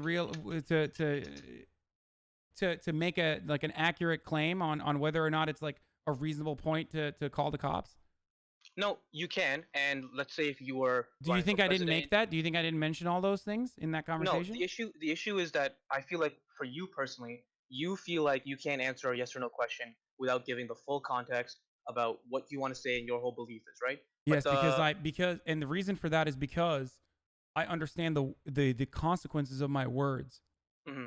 I understand the impact my words have. The issue I was going to say is in that debate, what Destiny really wanted to find out from you, right? The whole reason he uses his extreme hypotheticals is to zero in on what the main contention is, right? So I guess the meme was that you said never call the cops, whatever, right? So basically, Destiny was trying to get you to agree that hey, there are some times where you can call the cops. I said, right? okay, hold on. Let's just stop for a second. Yep. Again, Destiny said that in the original example that he made, oh God, we're fucking going over this again. In the original example he made was literally, what if there are some random people out loitering, like outside of my house, like on the street, and I feel threatened by them. Can I call the cops? And I said, no, I would never call the cops under that circumstance. I know. Well, this is guess what? Wait, hold on. What if he followed it up with like, well, guess what? They actually had a rocket launcher trained on your apartment. So you just got fucking owned, friend. Like, that's literally the way that we're arguing in this conversation. And then he brought up a woman getting raped. Like, I didn't mean like you don't never call the cops. That's not my position, and that's never been my position. Uh-oh. Can you please remove him, Hasan? What? Remove him. I'm scared. Who? Okay, he's staying silent. Okay, so the issue with hypotheticals is, why are you worried about Mr. Moon? Are you a bad boy? Let's stay on topic. So is he gonna do some shit, Mr. Moon? I just came here to listen. I don't fucking know. know. Okay. All right. He's threatening me right now. This is a microaggression, Hasan. I actually would. Okay. Keep going. Come on. So the issue with hypotheticals is, right, he wants to. You sound like someone I've talked to before, by the way. What? You sound like someone I've talked to before on a different name. Me? Yeah. Anyway, you just keep going. Whatever. So the whole thing came down to was that you said, I think, maybe very quickly, or you obviously didn't mean it, but you said never call the cops on. No, I said never call the cops in that situation. And of course, like there are still situations like where again, if he had added like, well, what if they have an RPG rocket launcher like trained at your house? Like, would you call the cops then? Yes, I think that's appropriate to call the cops then. Okay, Hasan, can I just quickly fully say what I want to say? And I think go ahead. Agree with a lot of what I say. Okay. I just want to be as precise as possible because I know that like it'll be weaponized against me if I'm not. I agree. I 100% agree. But I don't think anyone will use me as a person who destroyed you in a debate. Whatever. Let's just say I just want to fully explain it, right? So you accidentally said, or you made it sound like never call the cops, which is what we heard, right? And so at that time, or at that very moment, you wouldn't back down from that. You wouldn't refute that, you wouldn't correct that statement. So how many seconds did it take for me to say, of course, there are circumstances where it's appropriate to call the cops? I'll need to check back the video again. Maybe somebody in your chat or whatever can find out. But what I remember is that you said never call the cops on people who you think, who might be illegal immigrants because there's so much more harm that can be done to them, which is true, right? But what Destiny was trying to say is, well, no, Hasan, I don't think you believe that because there are specific situations where that could be true. And then we started going down the list, right? So you go from less extreme to, people are just outside. Then you keep on going more and more and more extreme until you find a point where, hey, there's actually a situation where you might call the cops on someone, even though they might look like they're illegal aliens or they're a person of color and blah, blah, blah, blah, right? But do you think if so, okay, so what about the principle of charitability here? Do you think that was a charitable interpretation? And do you think that was like do you think that that was a charitable way to interpret that sentiment and then continue off of like hypotheticals that got further and further away from the main subject, which was that, like I said, which was that like essentially school resource officers are generally a detriment in their presence in schools, and that like you can of course call police officers when there's like violence occurring at the school, but having school resource officers is not a good thing. Okay, so two things. One, charitability. This is Destiny in full debate mode. You're gonna get very little of it. We've seen it over the years. Okay, so but that's point number all one. right. Well, then, especially considering the fact that like I reached out to him in private before this full debate mode situation occurred, then that's just not like a good thing to do to someone that you are genuinely trying to arrive at the truth at, right? If that's not, if it's not truthfully what my position is, everyone's molding. It's fine. Okay. Let's okay, well, hold on. Okay, if the point of debates, as stated by Destiny, your Lord and Savior, is that we need to arrive at a truth, and if the truth of the matter in this circumstance is what I genuinely believe, then do you think it's better to approach the subject with a friend that you know in a charitable fashion? Or is it better to approach the subject in a way where you are trying to find whatever kind of like problem you can with their argument in an effort to make sure that, you know, your audience knows that Destiny is much smarter and much more knowledgeable on the issues that even I speak of, because he felt embarrassed that the Joe Biden incident happened on a debate. Okay. So my memory isn't completely, 100%. But I remember during this, big meme war, there were shots fired on both sides. Okay. Not only was Destiny molding on Twitter after the first one, I think it was Booty Judge, right? But I feel like there were some shots fired from your front too. So I think both people were angry and both people were, doing some big memes. Of course. I wasn't the one who claimed that.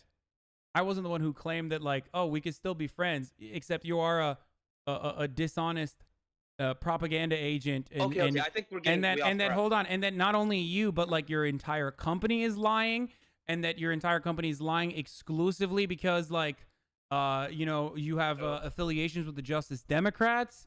Like, again, and then what else? Pete Buttigieg is like insanely homophobic. It's kind of shocking that Hasan said something like that. That's lie. What? He didn't say insanely homophobic. No, he said that's insanely homophobic in regards to like someone saying Buttigieg is when he found out that he literally said that, by the way. He literally said that's insanely homophobic. Okay? Yes, he said okay, please. I don't want to talk about this. I think he's molding. Wait, why don't you want to talk about this?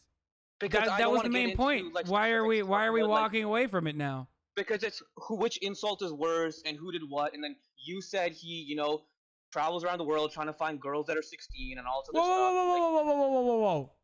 No. First of all, I never said that he travels around the world and tries to find girls that are 16.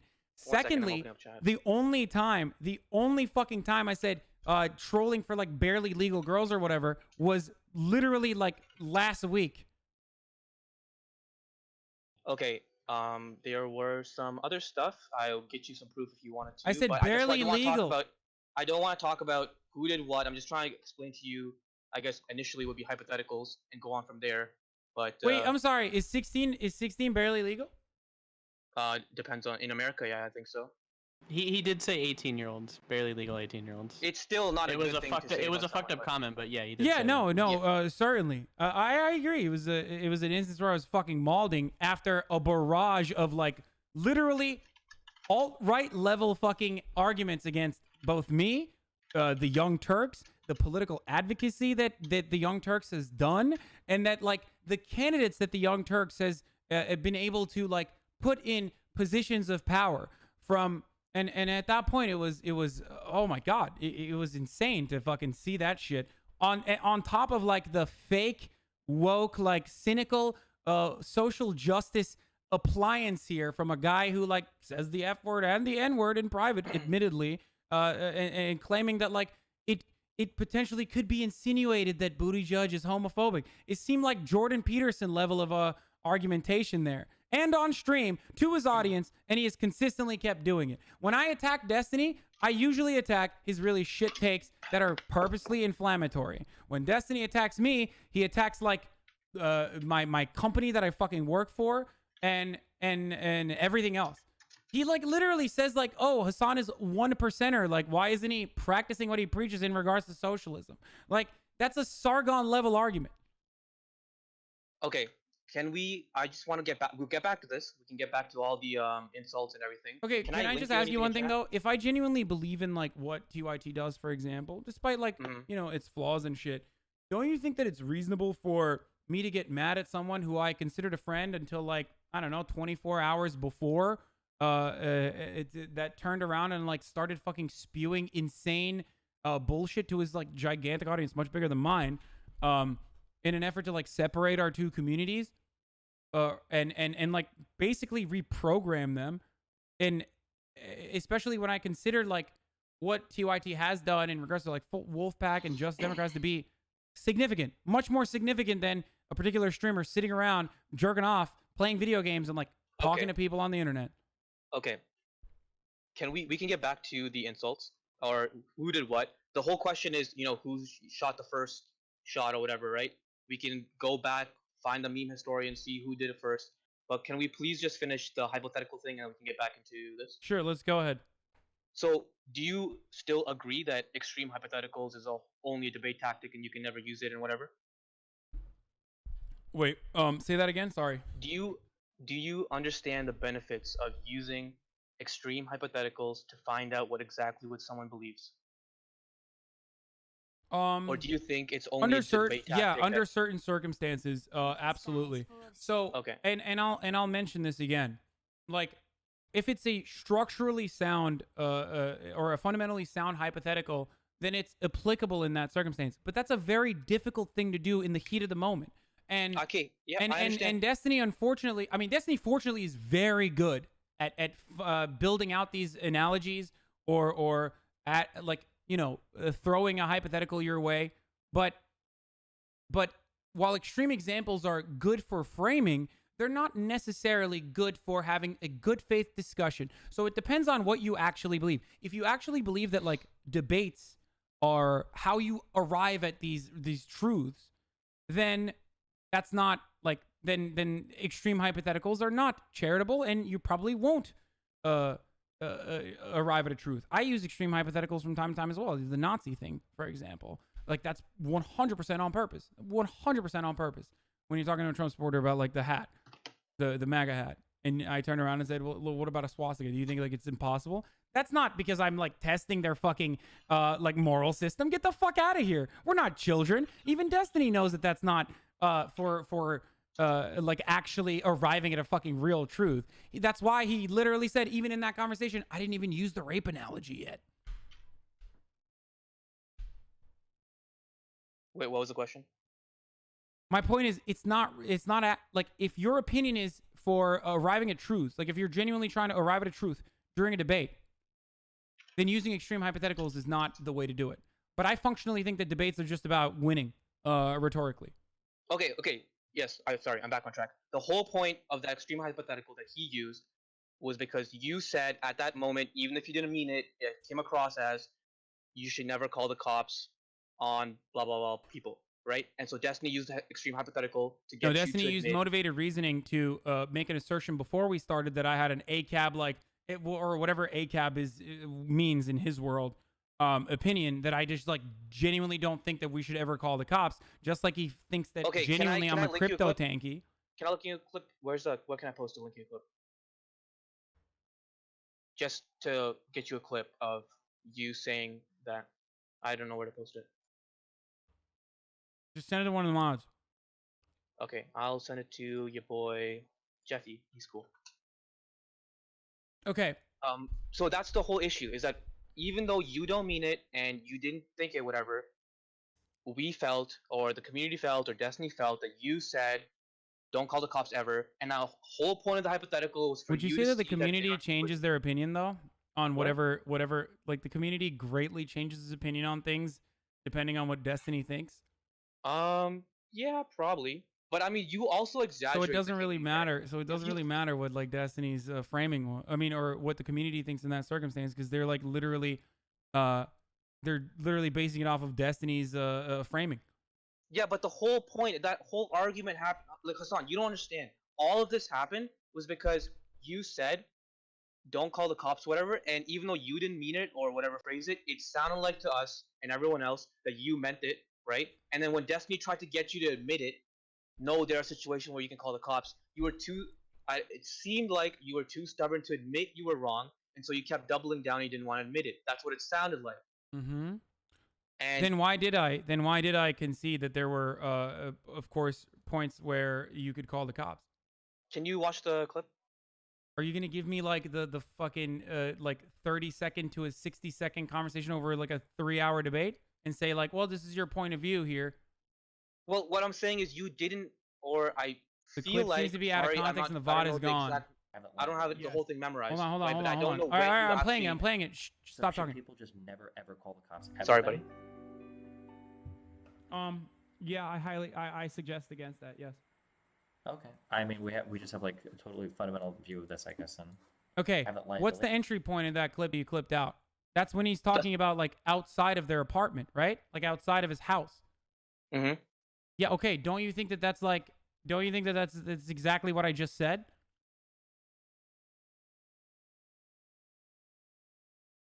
What do you mean? What did I tell you in the beginning of this conversation? Yeah, that you obviously didn't. You don't agree, or you agree that there are situations you call it, but then you initially Yeah, and wanted what did to I say say that. even before that? I said that specifically when answering his question about like being outside of his apartment or whatever, being outside of his apartment and there's like random people outside, would you call the cops in that situation? I said, no, I would never ever call the cops in that situation. Or he said, would you never ever call the cops? And I said, yeah, I wouldn't. Okay, give me 1 second. Let me just listen to that clip.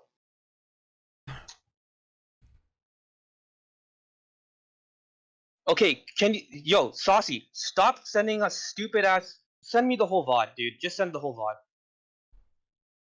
The DGG brain trust in action, boys. Honestly, no. I mean, I don't even want to talk about that. I want to speak exactly the hypothetical. These morons keep forcing me to spam that Wait, clip what at is me. this? They're gaslighting you? This is what you said right Have after? that liability. Yes.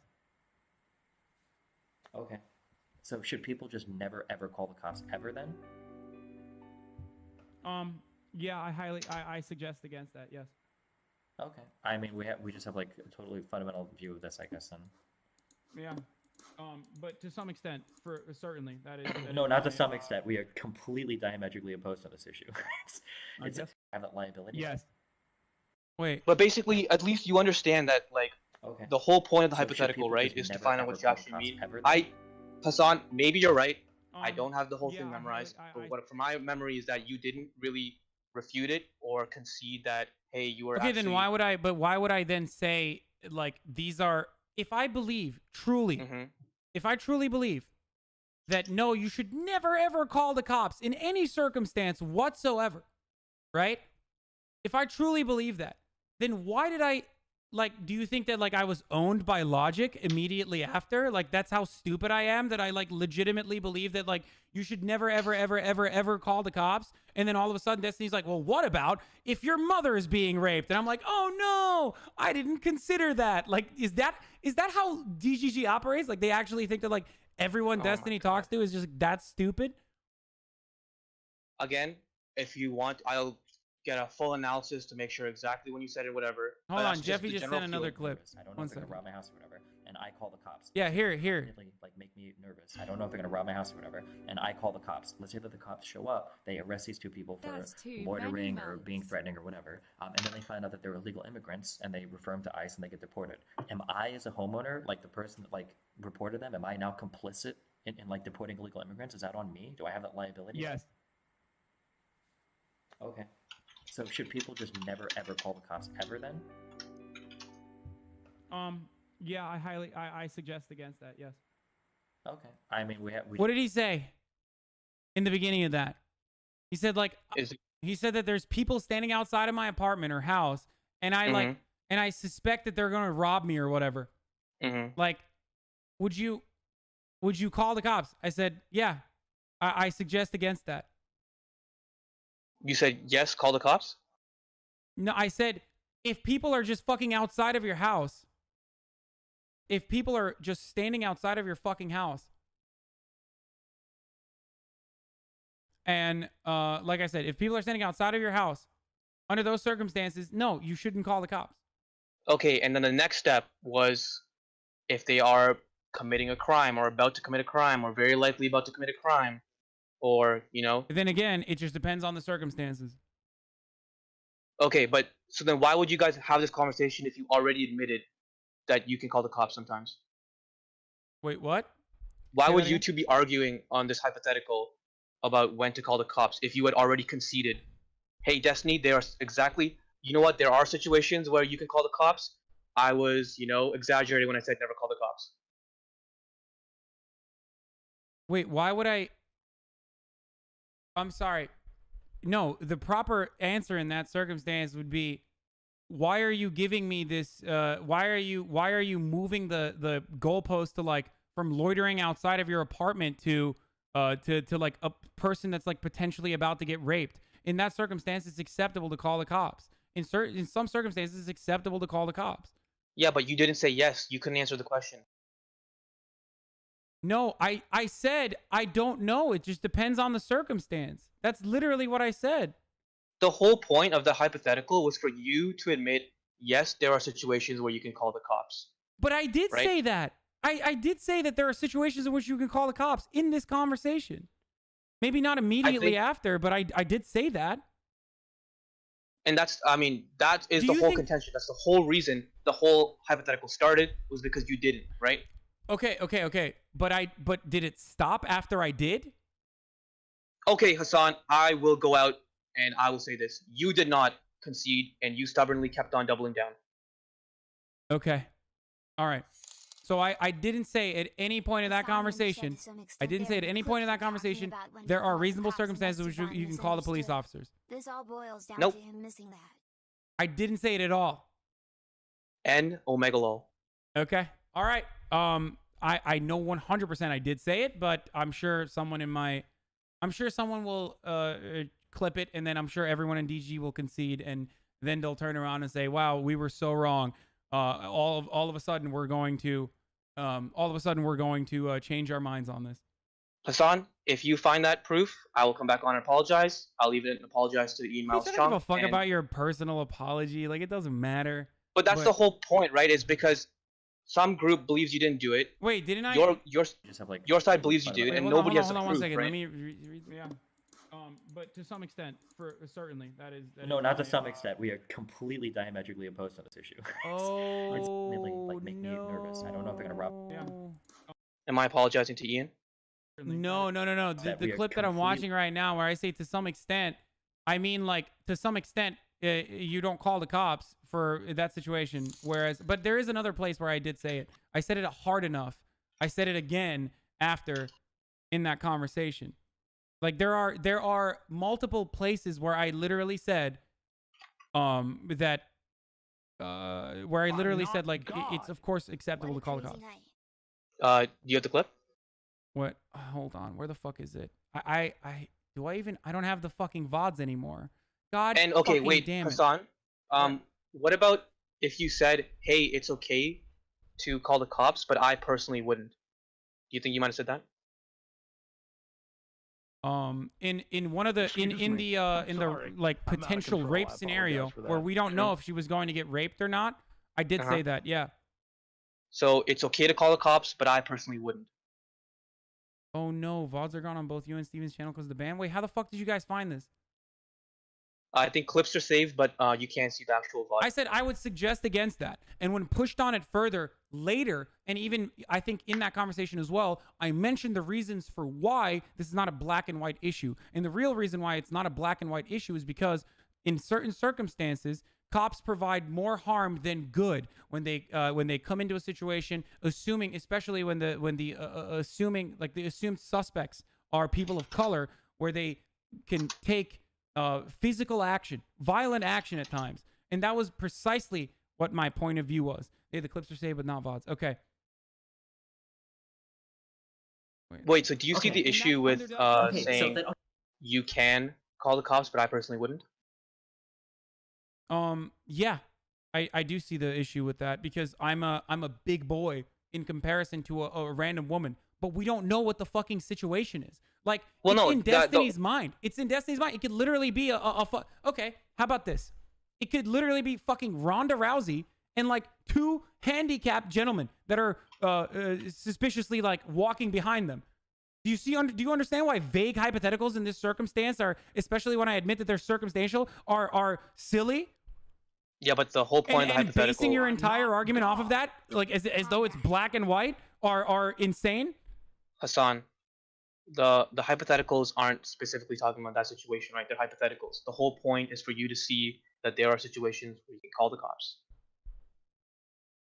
Dude, of course there are situations when you can call the cops. Yeah, Like, but I believe I believe that. But when didn't he's sound like bringing it, that though. up, I have to also qualify, or at the very least clarify that like there is harm as well that we're overlooking, and then we I know. move past it.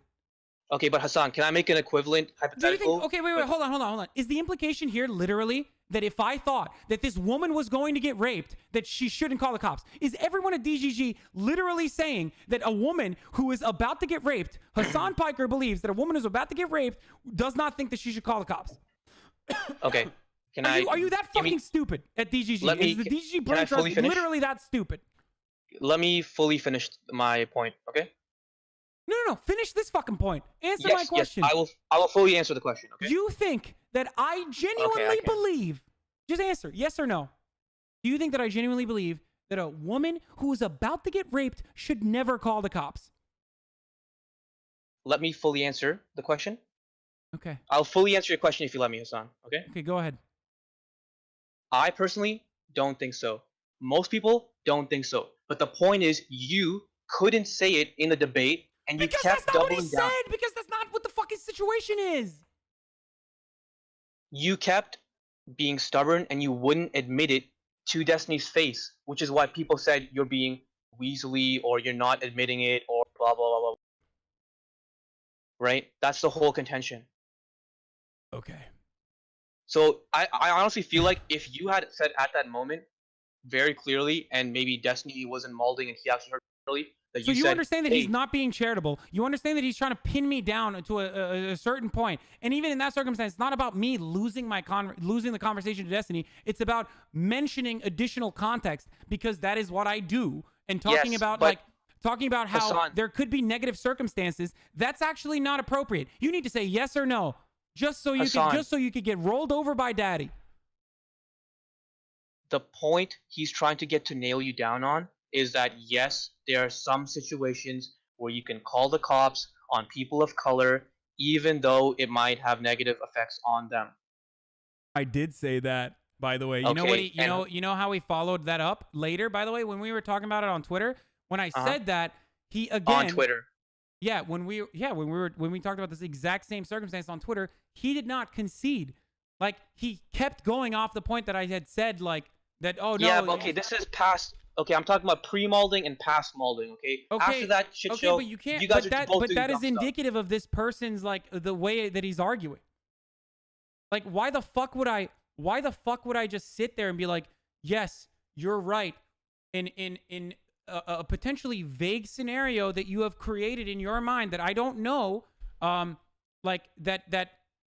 It's a hypothetical. They're But not he real did that. people. He There's added nobody it, dude. really He getting said raped. a woman is walking, and two She's people are not walking real. behind them. And then she said, well, what if it's at night and she's getting raped? Like, what the fuck? Okay, but it's a hypothetical. All you have to. That's the the point most of, idiotic. it's This not is about like the this is actual woman. literally an idiotic conversation to have.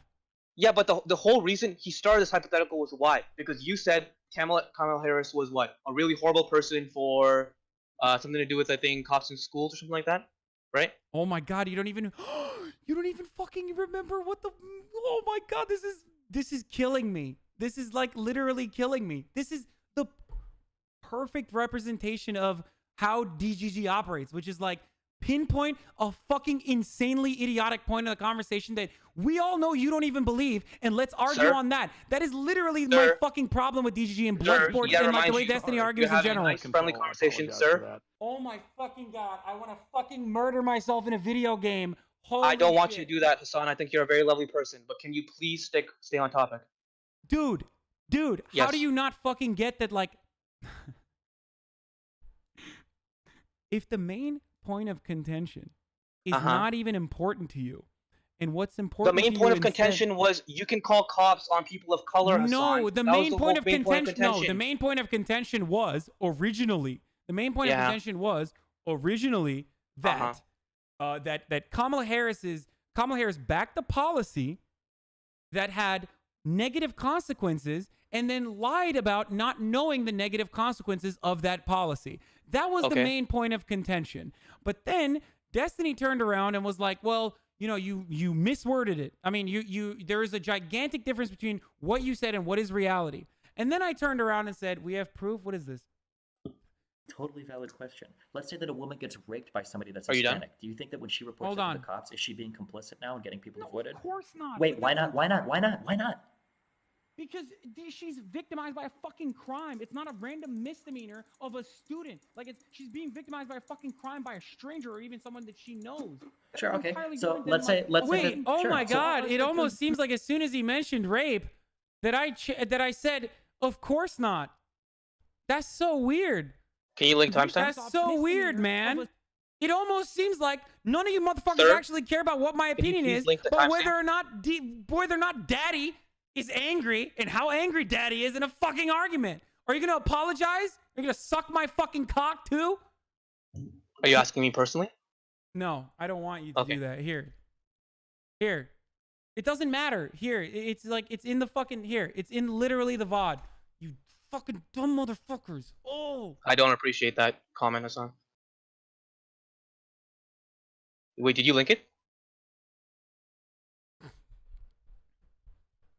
I did in the chat. As soon as he stream changed discussion? oh my God, one of the fucking morons. One of the morons at DGG Brain Trust goes, oh, so your answer is based on knowing the future? No, dumbass. My answer is based on the dynamic of the fucking hypothetical. If it's a vague one, why the fuck would I immediately assume that someone is getting raped, you fucking idiot? Like, that's the length you'll go to? That's the length you go to fucking defend a person who does not care about you or know your existence? Holy fuck. Oh, this is so stupid. Okay. All right. Did you click on the video? Did you see it? Let's run it again. Like yep. Oh, we're just gonna take 5 minutes to listen to the video? Sure, no, okay. just like So I let's played say- it let's already. say I that- played it. sure. Everyone So- heard it. If you want to go listen to it, it's like literally 30 Totally seconds. valid question. Let's say that a woman gets raped by somebody that's Hispanic. Do you think? Okay, that when she give me reports 30 it to seconds. The cops, is she being? Let's say a woman gets raped by somebody who's Hispanic. I dislike the video. my little fucking rebellion. I think we watched it on stream before, so that's why.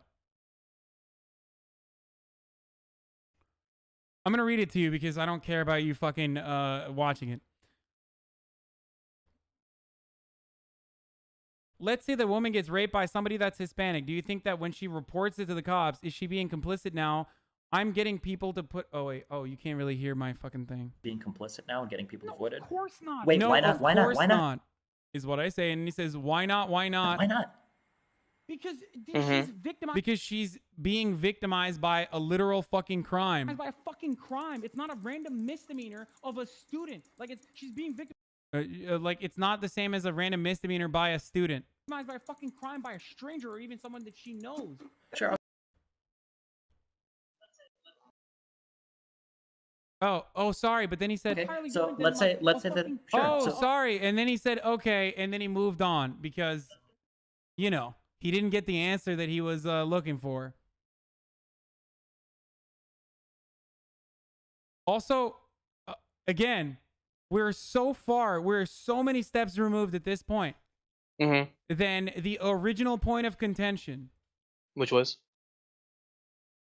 that Kamala Harris, again, and I kept repeating it, and I kept going back to fucking the goalposts, but we moved further into the hypothetical. This is what I mean when I say this is a debate tactic, per se. When you act like you care about the consistency, or you act like you care about the boundaries of someone's moral system in an effort to make it seem like they're being super unreasonable by asking them questions, and then when they describe the situation at hand and like actually give you the boundaries, you just keep going off that hypothetical when the original point of contention was not this at all. The original point of contention was actually whether or not Kamala Harris fucking knew the outcome of her policies and then lied about it, which is precisely what was the truth there.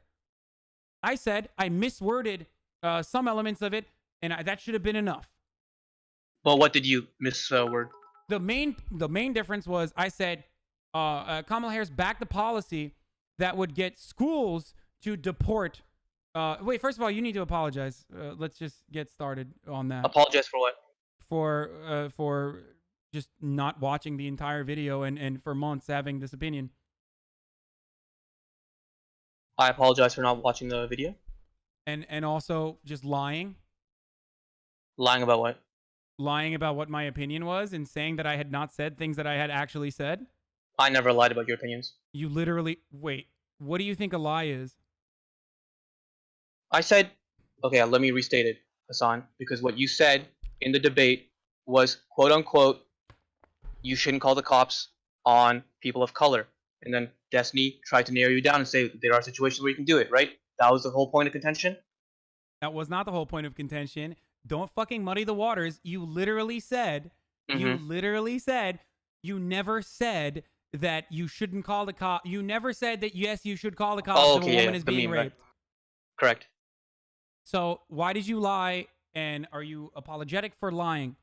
And so the issue is that when trying you to say... trying to turn back the goalpost to a place where that Correct. feels Thank you for reminding me. to you. Hasan, you brought me back right into the center, right? So the issue is when you personally say stuff like, okay, yeah, in that situation, you can call the cops, but I wouldn't. I personally wouldn't. I wouldn't. But that's not the point that I... Nope, that wasn't that at all. That literally wasn't that point. This is a totally separate point. A totally separate instance where I said, of course you can call someone when it's when there's rape afoot. So don't try to run away. Do not try to fucking turn around.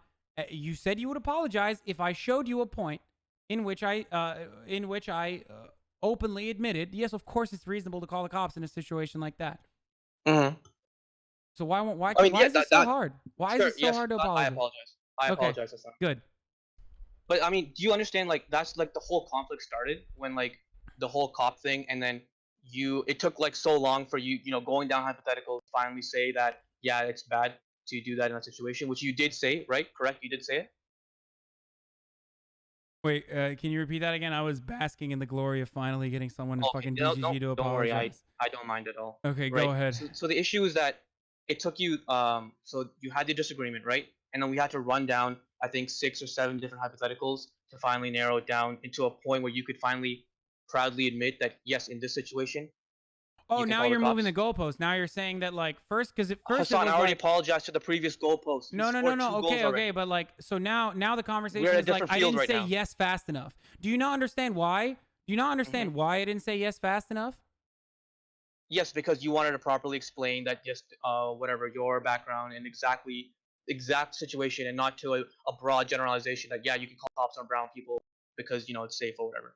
You didn't want to say yes to a blanket, a black or white answer that could be misconstrued by other people, to make you say something you didn't want to say.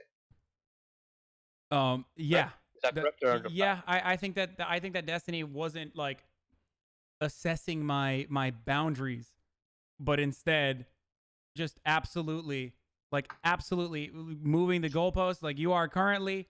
Now that you've apologized for the previous goalpost, now it's like not fast enough. I should have conceded fast enough. And if we're talking about if we're talking about a concession that was fast enough, why the fuck would I concede? Why would I concede to a vague hypothetical? That was literally the reason. Hasan admitted. Let everyone know Hasan has admitted it. What? Hasan said yes. You can call the cops in situations. Wait. Yeah, of course. Of course you Hasan can call said the yes. cops. Everyone in Twitch chat, Hasan said yes. Wait, why do you think people would be confused by that? They know that that's my opinion, dude. I just want to restate it so everyone is on the same page. Yeah, okay. Well, I said yes in the video that you just literally apologized for. So correct. So now but the issue let's is, move on. Let's move on to a different point here. Let's move on to an Okay. actually interesting point. So if I had said yes in that conversation, and I had said yes numerous times in that conversation, and Destiny still operated on the idea that I said no to calling the cops, and DGG Correct. literally still to this day, maybe there are still some people in DGG that think that I had never said yes to calling the cops. What does that say about the sycophantic parasocial relationship that you've developed inside of your community there, and whether or not you guys are like actually trying to arrive at any sort of truths, or you guys are just like a fucking circle jerk that instead of like focuses on alt-right ideology and Sargon of Akkad, you then just focus on whatever Destiny's opinion is at the time. You know what that is, Hasan? What is that? That's a feels bad man right there. It's just pathetic, honestly. If that were to happen, it would just be really, really pathetic.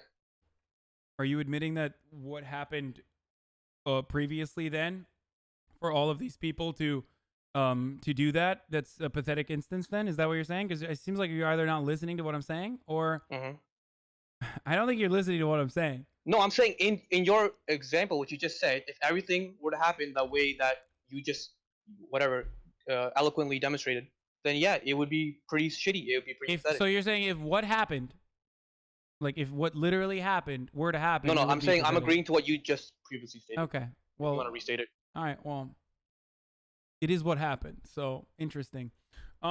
Anyway, are there any other issues that you have, or do you need but yeah, do you think that if you didn't have that big issue and we didn't go down 6 hypotheticals, do you think if you said yes, there are situations where you can call the cops on people, and then Destiny moved on and whatever, do you think Destiny would have moved on? The problem is that by the time after that? The whole point, if you had never said the whole issue, you said from the very beginning. Do you think Destiny would have moved on, or said okay and then continued to use examples?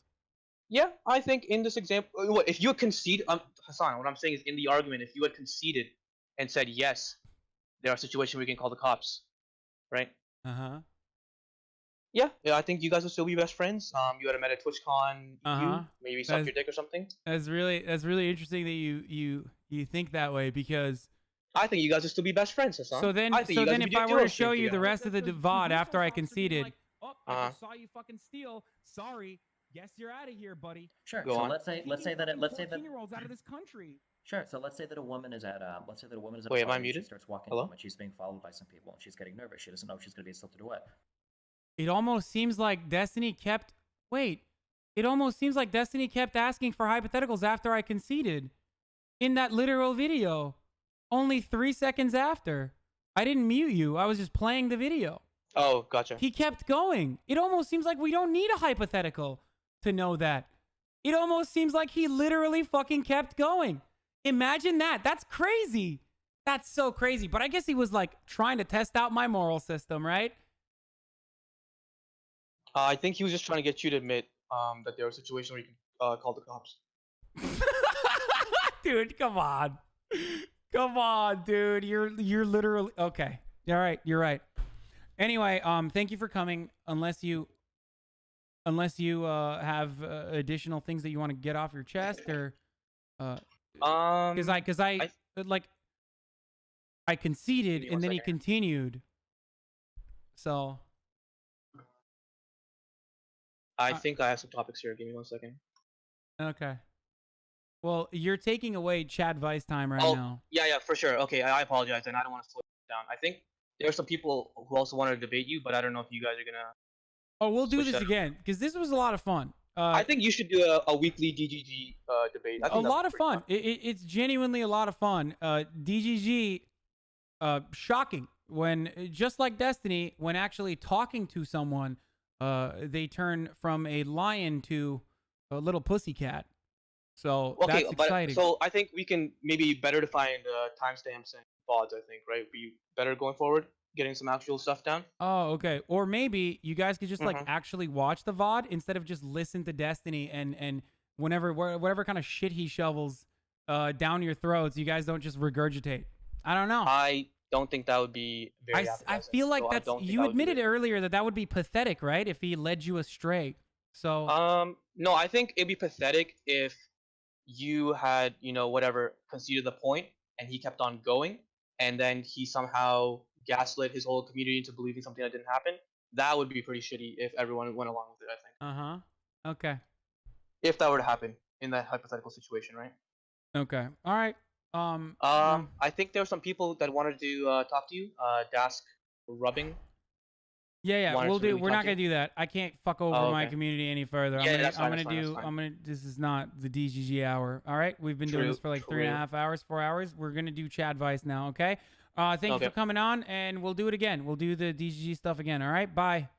Okay. I don't care that that's literally what happened. He's never gonna concede to that point. It doesn't matter. All right. We'll do Hasan v DGG again later because I think it was like pretty good. I think that was fun and relatively productive.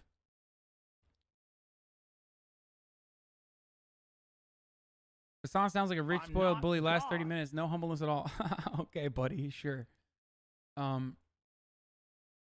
Just fuck off already, dude. All right, let's go. All right, time to do Chad Vise, ladies and gentlemen. Insanely pointless conversation. And I apologize for... How many monthly gift subs do I got to provide? 100. No, I'm just kidding. Don't do that.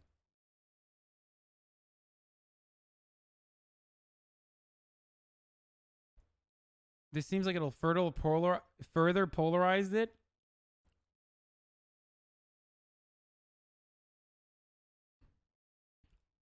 I think the communities cannot get further polarized than they currently are. All right, who do we bring in first?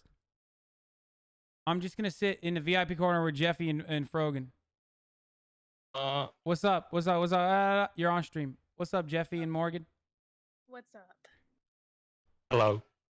What's going on, guys? All right, so, yeah, bring in whoever you guys want to bring in. I think 39 Def said she wanted to join. I don't know if she's, like, still into it or not, but that would be cool. All right. The first person's ready to go if you want me to bring them in. Okay, let's do it. All right. What up? What up, Hogan? Hey. You're in Hello. dude? I am. What's going on, dude? Pretty good. Pretty good. I'm a little nervous, so I might talk fast, so I apologize in advance, but... Okay, don't worry about it. I'm going to bring in some other people down the line. I'm going to bring in some other people down the line so that they can also offer advice. Okay, yeah. That's cool. All right. But yeah, what's up? What's going on? Not much. Just having some guy troubles, which is weird because I'm talking to like a straight dude about a gay relationship. But I mean, I think you know stuff. So. Oh, I know stuff. Well, I hope you do. So I have more experience with gay folk and their relationships. And like having these sorts of conversations than like the average normie straight guy, so it's good. It's okay. I mean, looking at your like Instagram like comments, I can tell. But anyways, I'm kind of like distracting myself. So there's this one guy at my college residence. He's like at the front desk, so he's like a bit older, but like I'm kind of catching feelings for him. Like he's really cute. He's kind of an e-boy, but you know, like people make mistakes anyways. But he's essentially like a really like cute dude. I know he's gay, so it's not like there's like a weird situation, but like I don't know how to really like move things forward. Like, you know, I talk to him a lot, but I just don't have him on social media or his number or anything like that because I'm kind of afraid to ask about it. And like I don't really have any other like relationship sort of experience outside of like a high school sort of thing, and that ended like a shit show. So okay. That's my problem.